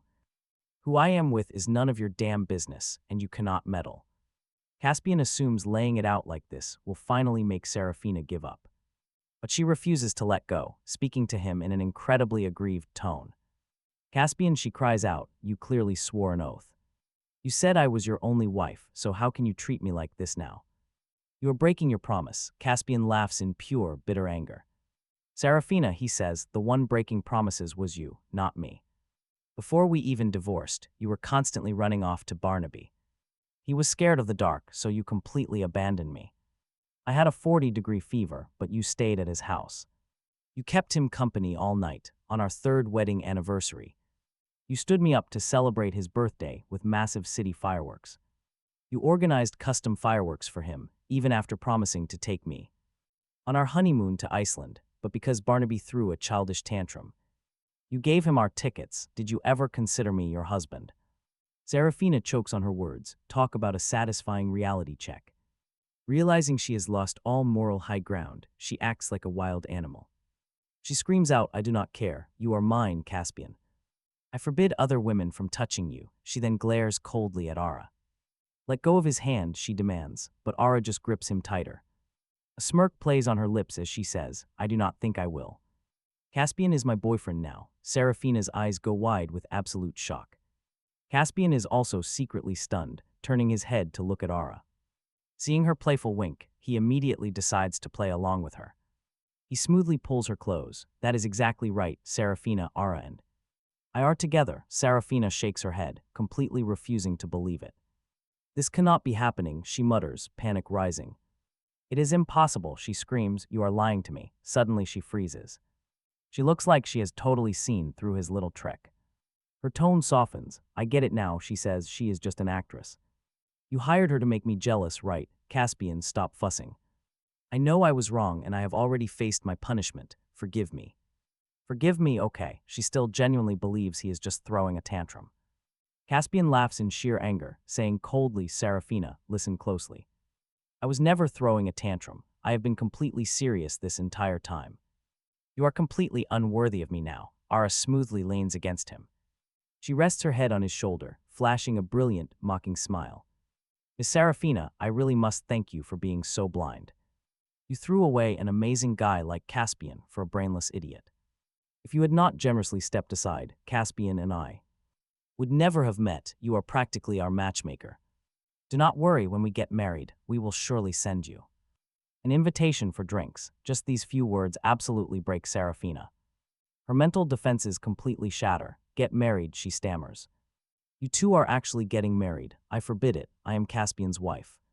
She claimed to be his only bride, glaring at Ara and cursing like a sailor. She screamed that it was all Ara's fault. If not for her, why would Caspian ever treat her like this? She threatened to slash Ara's face right then, saying they would see how she managed to seduce men. Then Saraphina aggressively smashed a glass cup and grabbed a jagged glass shard, aiming straight to slash Ara's face. In the nick of time, Caspian threw himself in front of Ara. A bloody gash instantly appeared on his face. Fresh blood welled up. Saraphina instantly panicked, looking at him in complete terror, stammering that she did not mean to do it. Ara quickly pulled out a handkerchief to wipe the blood, asking if he was an idiot for doing that. Caspian shot Saraphina a look of pure ice. Then he turned his head and gently comforted Ara, telling her not to take it to heart. He was just glad she was safe, saying he could never forgive himself otherwise. Seeing his drastically different treatment of them, Saraphina became even more infuriated. She raised her hand, aiming a sharp slap straight for Ara, calling her a toxic plague and blaming her for his injury. She vowed to beat her to death, but before she could, Caspian quickly shielded Ara behind him. He grabbed Saraphina's wrist and backhanded her across the face with a vicious slap, asking if she had gone completely insane. Saraphina's left cheek became visibly red and swollen at a terrifying speed. She clutched her cheek, staring at him in utter disbelief with red-rimmed eyes, crying out his name. She could not believe he hit her for this woman. He was never like this. Before, when her period came, he would always thoughtfully brew brown sugar water for her in advance, or run out just because she casually mentioned wanting white strawberries. He would run across the entire city to buy them for her. When she was sick, he did not even undress to sleep, taking care of her with all his heart. Even when her condition did not improve for a long time, he specifically went to a temple, bowing with every step just to beg for a Consecrated peace hand rope for her. Caspian sneered in his heart, so it turned out. Saraphina always knew exactly how incredibly good he had been to her, but how? Did she treat him in return? She weaponized his goodness to act spoiled. An arrogant, crossing every single boundary while interacting with. Barnaby doing everything possible to destroy him, the only reason she acted. Like that was because she relied on his love, dead certain he could never leave her, but she forgot that affection is exactly like a giant piggy bank if you only ever withdraw and never deposit, sooner or later there comes a day when it is completely drained. Caspian coldly cut her off, declaring that the Caspian who loved her died a long time ago, the exact second she showed favoritism to Barnaby, they were completely finished. From today onwards they would walk separate paths. He told her to stop pestering him.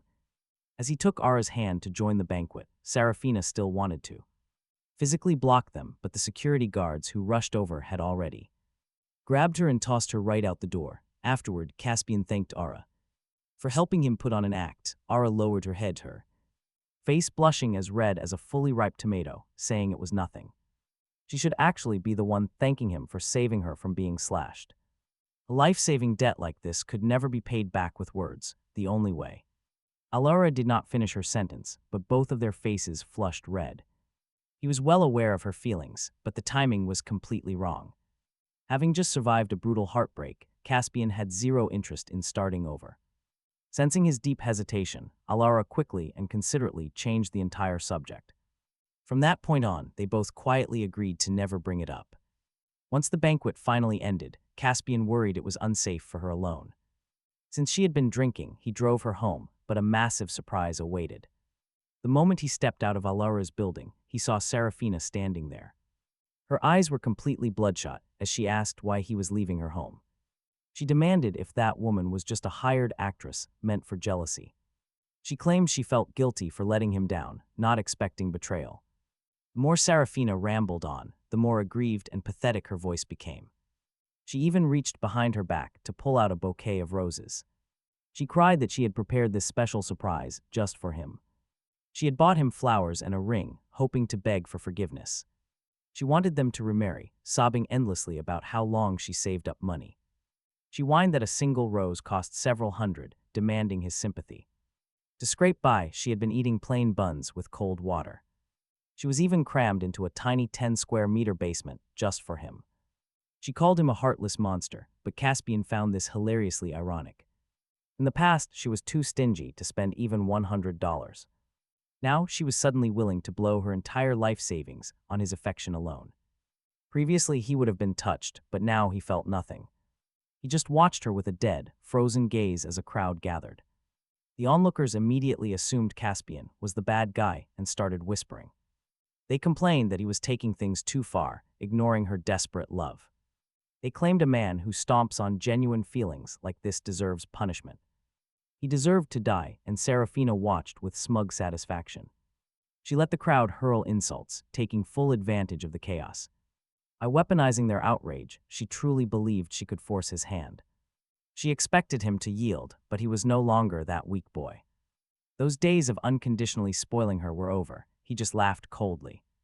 Prepared for him, then why did she not know he was violently allergic? She froze in shock for a second before desperately trying to deny it.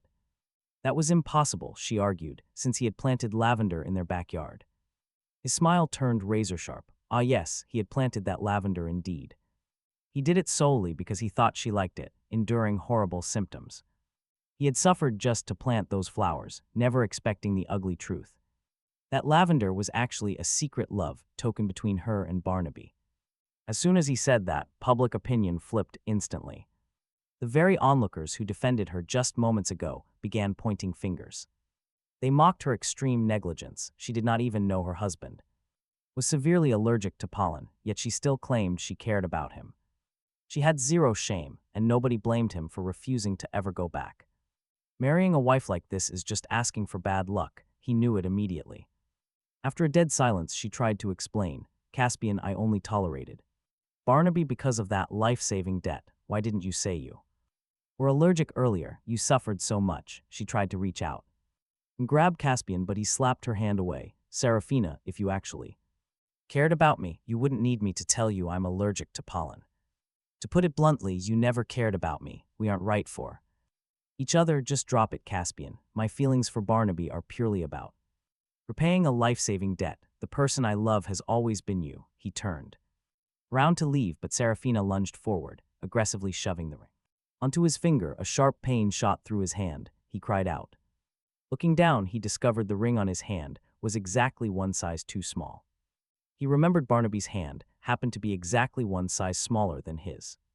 Talk about a painful reality check. He looked at her with a freezing sneer. This is what you call loving me. You even bought Barnaby's exact size. Saraphina, don't you find yourself utterly ridiculous? Her expression looked intensely awkward. Caspian, it must be the store clerk who messed up the sizes. I'll go exchange it right now, but he forcefully blocked her. Caspian said coldly, no need. We are completely finished. Stop harassing me. After saying that, he turned to leave, but Saraphina clung to him like a desperate leech, refusing to let go. In the struggle, his asthma suddenly flared up. Breathing became incredibly difficult.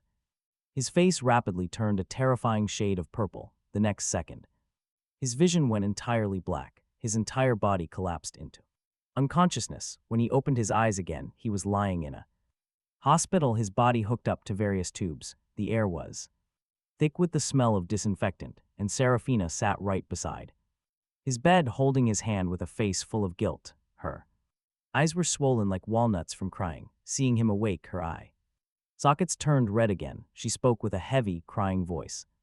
Caspian, the doctor said your asthma developed 3 years ago, and 3 years ago happened to be exactly when I fell in. I had someone investigate earlier. Only then did I find out Barnaby is human garbage, who has been lying to me this whole time. He stole your credit. The person who saved me back then wasn't him at all. It was you, my actual savior. Caspian, you are so stupid. The savior was clearly you. Why didn't you tell me something so incredibly important? The more Saraphina spoke, the more agonizingly guilty she sounded. The look she directed at him brimmed with pure heartache, but Caspian merely laughed. He said coldly, Saraphina, was it me who didn't say it? I told you ages ago that I saved you, not Barnaby. But did you ever believe it? You either claimed I was an ugly duckling imitating a swan, or said I was consumed by malicious jealousy. In your eyes, I've always been a scheming pathological liar, haven't I? Besides, if you truly cared even a tiny bit, how could you fail to notice my asthma? He had his asthma medication sitting right there. Back then, because he inhaled too much water, it left him with severe lingering effects. He would frequently suffer terrible asthma attacks. Many times he took his medicine right in front of her face, but she claimed he was just copying others, intentionally acting pathetic to gain her sympathy. But she had no idea.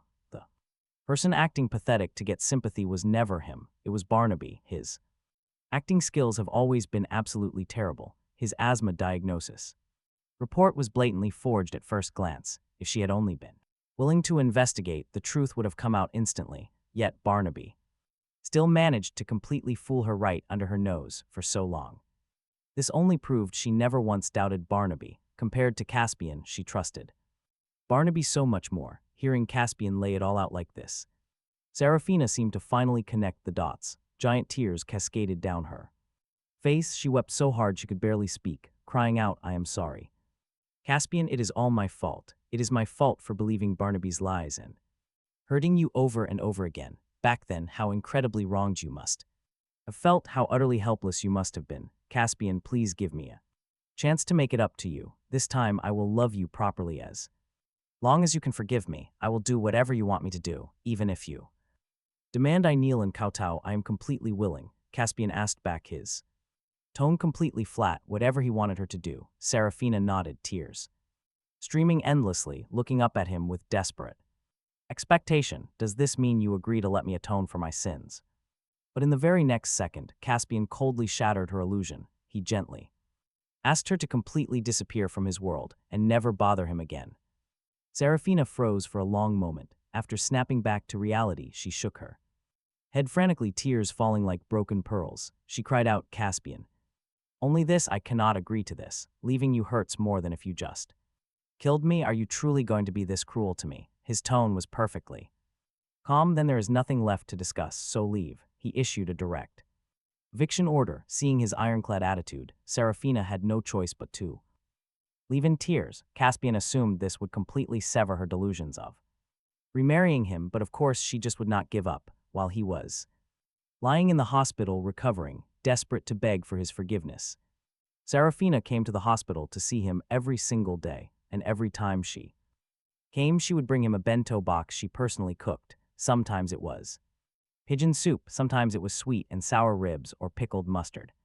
Green fish. This was truly a bizarre novelty. After all, to Caspian, Seraphina always kept her hands impeccably clean from any domestic chores. She was terrified the cooking fumes would damage her skin, so she absolutely never stepped foot in the kitchen. The only time she ever cooked was when it was Barnaby's birthday. Barnaby was craving spicy diced chicken, so Seraphina personally cooked his favorite spicy diced chicken for him.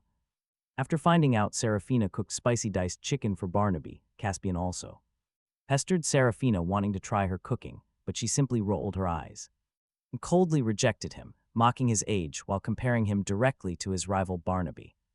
She had claimed cooking fumes would ruin her skin, demanding to know why he was so incredibly selfish, satisfying his own appetite while completely neglecting her. Yet here she was now, cooking for Caspian every single day, never complaining about her skin, not a single word. It turned out she could cook perfectly fine, she just chose not to before believing that the old Caspian was never actually worthy. Now she eagerly opened a thermal lunchbox right in front of him, desperate to please. She cooed that she had asked his friends what he loved to eat. Since he loved beer duck, she prepared it especially for him to try.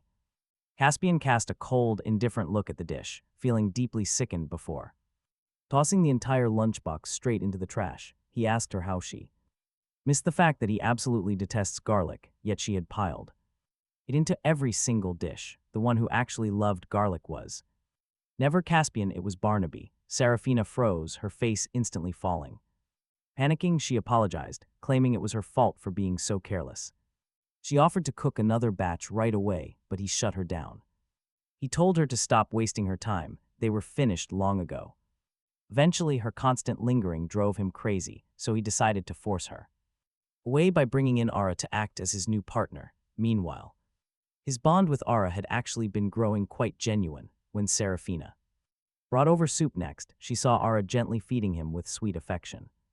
Fumbling, she dropped the soup container right there and fled in tears. After that, the constant harassment finally stopped, and he assumed she had given up. With his life finally peaceful, Caspian's injured body began to recover quickly. A week later, he was discharged, hoping this quiet life would last forever. But reality had a cruel way of shattering his peace.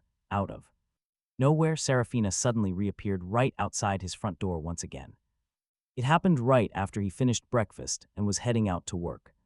The exact moment he pulled the door open, he froze in absolute horror.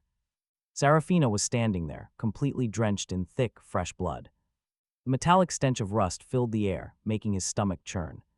Staring at her crimson-soaked figure, an intense wave of dread washed over him. He demanded to know why she was there and whose blood it was. Seraphina simply looked down, letting out a series of unsettling, raspy giggles. She calmly asked him to remarry her, explaining the blood belonged to Barnaby. Caspian was utterly stunned. Seeing his shock, she pulled out her phone and pressed play. A gruesome video started. Bone-chilling screams instantly erupted from the phone. On screen, Seraphina was wielding heavy pliers, violently ripping out his fingernails. After tearing them out, she picked up a massive meat cleaver, completely ignoring his wails, hacking away without mercy. She sliced his flesh away piece by piece to feed to the dogs. Her face was totally unhinged, looking like a literal monster. She had screamed at Barnaby, blaming him entirely for making her a monster. If it weren't for you, the company wouldn't have gone bankrupt, and Caspian wouldn't have divorced me. It was you ruined my perfectly beautiful life. Yes, if you won't let me live a good life, I definitely won't let you live a good life either.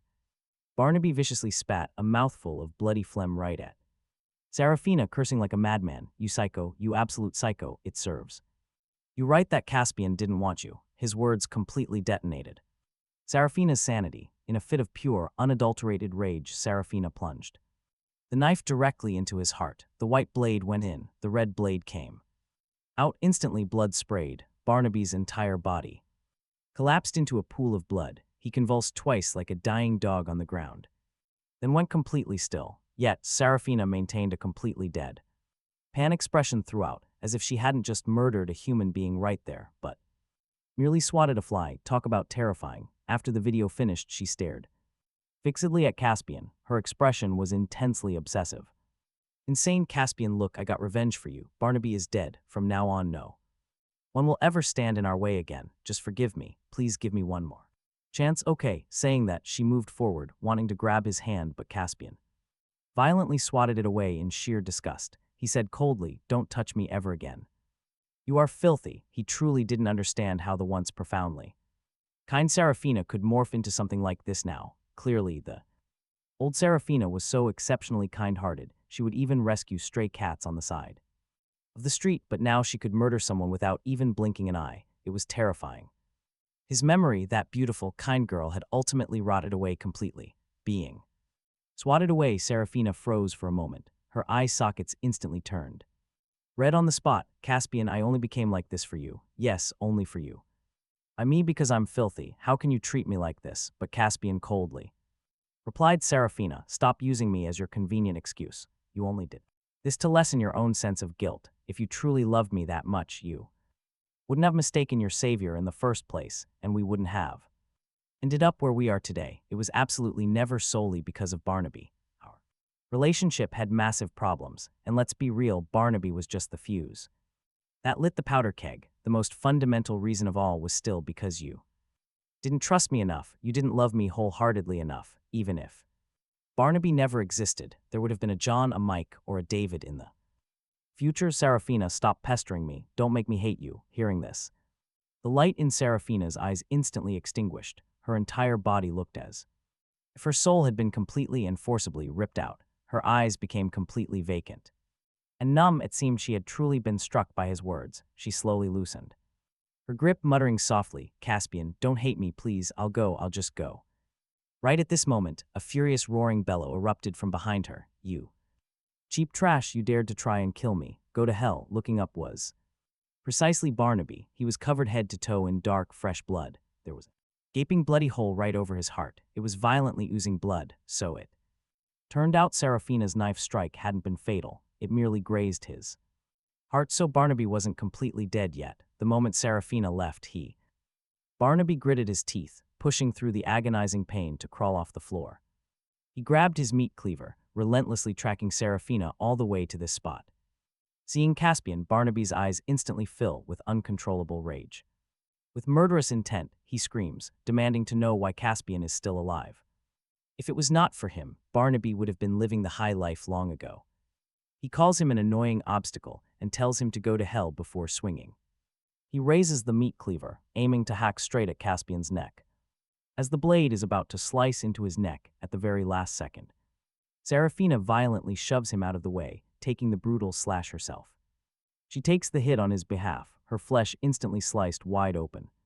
Coughing up fresh blood, she collapses to the ground like a kite with a snapped string. Caspian screams her name and dashes forward, pulling Saraphina into his arms. He desperately tries to stop the bleeding with his hands, but it is completely useless. Seeing how deeply he cares for her, Saraphina flashes a weak, bittersweet smile. She reaches up to touch his face, her voice barely a whisper. She weakly gasps that she is glad Caspian is safe, admitting she was wrong. She admits she let him down, wishing they could be husband and wife in their next life. She promises to treat him right next time and never fail him again. Watching this from the sidelines, Barnaby lets out a cold, heartless laugh. He raises the meat cleaver again, yelling at them to stop this pathetic drama. He mocks their cheap drama, yelling that he will end Caspian right now. He vows to send them both straight to hell together, but Caspian does not panic. Facing the blade inches from his face, a cold smirk forms on Caspian's lips. Caspian calmly tells Barnaby that he is the one who is going to hell. Barnaby's voice grows ice cold as he laughs at Caspian's empty threat. He mocks Caspian for talking tough, with death staring him right in the face. But suddenly, the loud wail of police sirens echoes from the distance.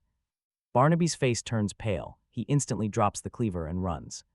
He tries to flee, but the police arrive incredibly fast, blocking his escape routes. He does not get far before the officers tackle him directly to the ground. In absolute shock, Barnaby wonders how the police could have arrived so quickly. Suddenly realizing what happened, he glares at Caspian with pure, venomous hatred. He roars in fury, accusing Caspian of being the one who called the cops. Caspian crosses his arms and smiles coldly, admitting that he did exactly that. Earlier, seeing Saraphina covered in blood, he used his smartwatch to silently call help. But he never expected Saraphina to throw herself in front of the blade for him. His emotions are incredibly complex as the police confiscate the bloody weapon. The officers secure the scene and quickly haul a screaming Barnaby away. Because the evidence of his brutal, intentional assault is completely irrefutable, Barnaby is sentenced to life in prison with absolutely no chance of parole. He will spend the rest of his miserable days rotting behind heavy iron bars. Meanwhile, Caspian desperately rushes Saraphina to the hospital, praying she survives the journey. Luckily, the blade missed her main artery, barely saving her from the brink of death. 1 week later, Saraphina finally wakes up, and Caspian brings her fresh flowers. He visits her bedside to express his deep gratitude for saving his life. She has done so many things to hurt him, but one good deed changes nothing. He formally thanks her for protecting him, but mentions he had already called the police, meaning she did not need to be so reckless and get hurt. Hearing Caspian offer a rare hint of genuine gratitude and concern, hope flares up in her eyes. Is his anger finally gone? She begs him to forgive her, to start their life over. Saraphina eagerly grabs his hand, watching his cold face with extreme caution. Guilt completely fills her face. She begs him to listen. She claims she has lived in absolute misery since leaving him. She deeply regrets betraying him for a terrible piece of trash like Barnaby. Without Caspian, she has missed him terribly every single day. She tried so many times to find their old tokens of love, only to realize he threw it all away, every single keepsake. She even searched through garbage dumps but found absolutely nothing left. Now she begs, remarry me and let us never separate. She promises to take him to Iceland as soon as her injuries heal. They can finally go on the dream honeymoon she always owed him. She lists the Maldives, the Eiffel Tower, and the cherry blossoms. All the beautiful sights Caspian had constantly talked about visiting before. After traveling, she promises to step back and focus entirely on family. She even offers to give him a baby boy to carry on his name, and finally fulfill his long-held dream of becoming a loving father. Ironically, these were once the exact things Caspian fantasized about doing with her. If she had said this before his heart died, he would have been overjoyed. But now, his soul remains completely flat and cold. Talk about absolute apathy. His cold face remains completely blank. He warns Saraphina that she has deeply misunderstood his actual feelings. While he appreciates her saving him, he has zero lingering affection for her. Going back to the past is impossible since he already has a partner. Hearing this, Saraphina's eyes immediately well up, tears fall. Her voice shakes as she asks if it is about that same woman. Caspian simply nods, and unexpectedly, Saraphina lets out a sigh of relief. She looks like she has completely exposed what she thinks is a trick. She smiles, saying there is absolutely nothing to worry about after all. She claims she overheard his past conversation and knows it is just an act. Stop throwing tantrums, she tells him. Stop harboring grudges. She is completely convinced he still has feelings for her. Otherwise, why would he still be single after all this time? You honestly have to marvel at her delusion. She insists he still loves her. Caspian is utterly baffled. He opens his mouth to explain. But right at that moment, his actual partner walks in. Having heard the delusional claims, she confidently marches over. She links her arm through Caspian's and stares Saraphina straight in the eyes. She proudly flashes her engagement ring, asking who said they were acting. She got engaged last week. Saraphina is left completely stunned. Saraphina stood there like she was struck by lightning, frozen to the spot.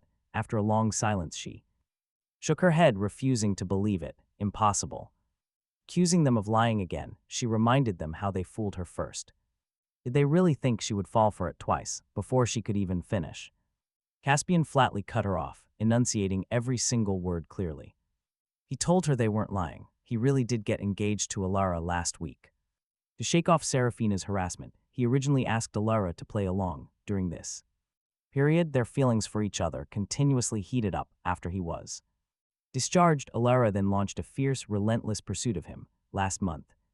After Alara's 36th confession to him, Caspian finally decided to face his own heart. Directly, he realized it was finally time to forget the past and begin a brand new romance, so he accepted her confession and they officially got together. A week after getting together, they rapidly met both sets of parents. Both families strongly approved of their marriage, constantly pushing them to get engaged.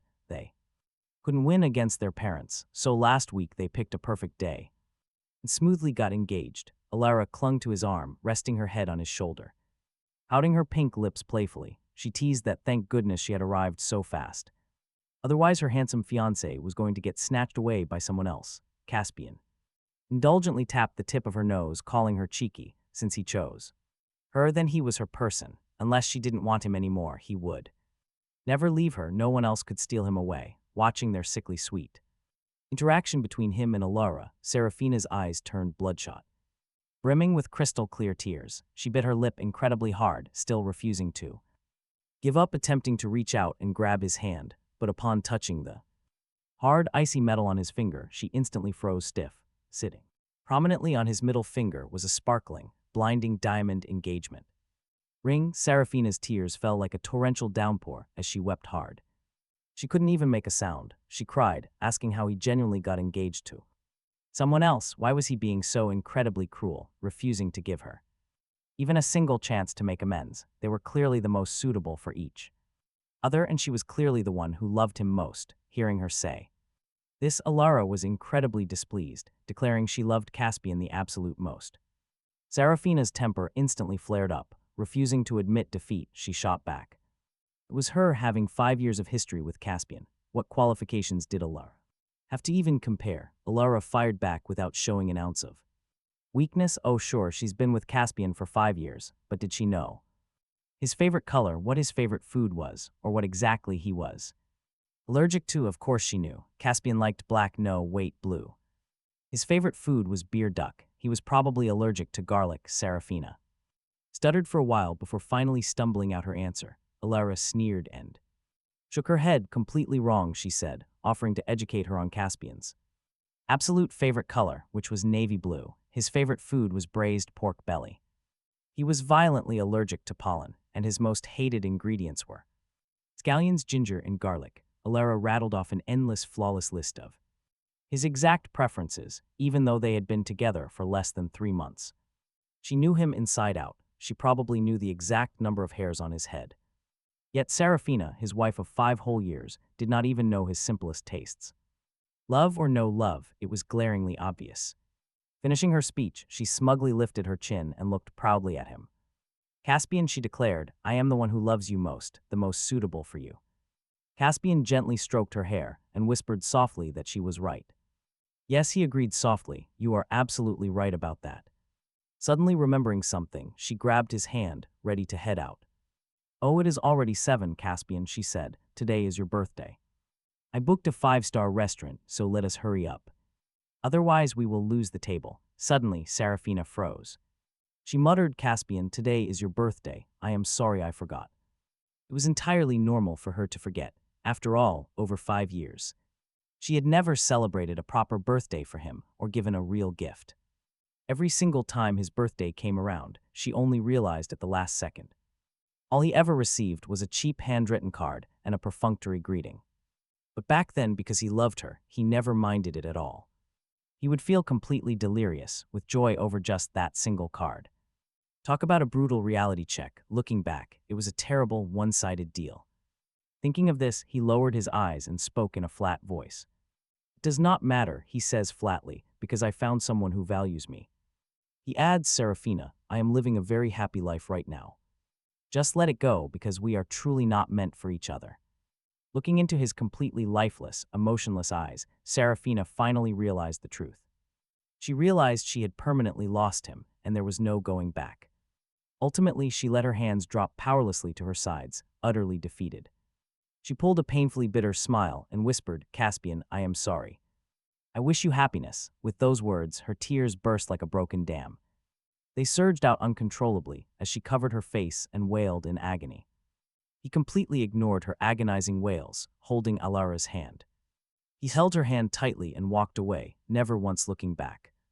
From that exact day, Saraphina completely vanished from his entire world. Soon after, word came that she had suffered a total mental breakdown. One night, she went to the exact river where he had once saved her. She threw herself into the deep water, ending her life right there. Caspian had just earned a major 2-level promotion and a massive pay raise. He even bought a house near the office, and a year later they married. They jetted off to the Maldives, where Alara suddenly laned in clothes. She gave him a mysterious look and asked, "What is the true value of a honeymoon?" Caspian smiled and thought about it. For a loved one, it is priceless. For someone you do not love, it is just an astronomical price. But he had absolute confidence that their love was truly priceless. Even many years from now, it would easily withstand the test of time, remaining just as perfect as the very first day they met.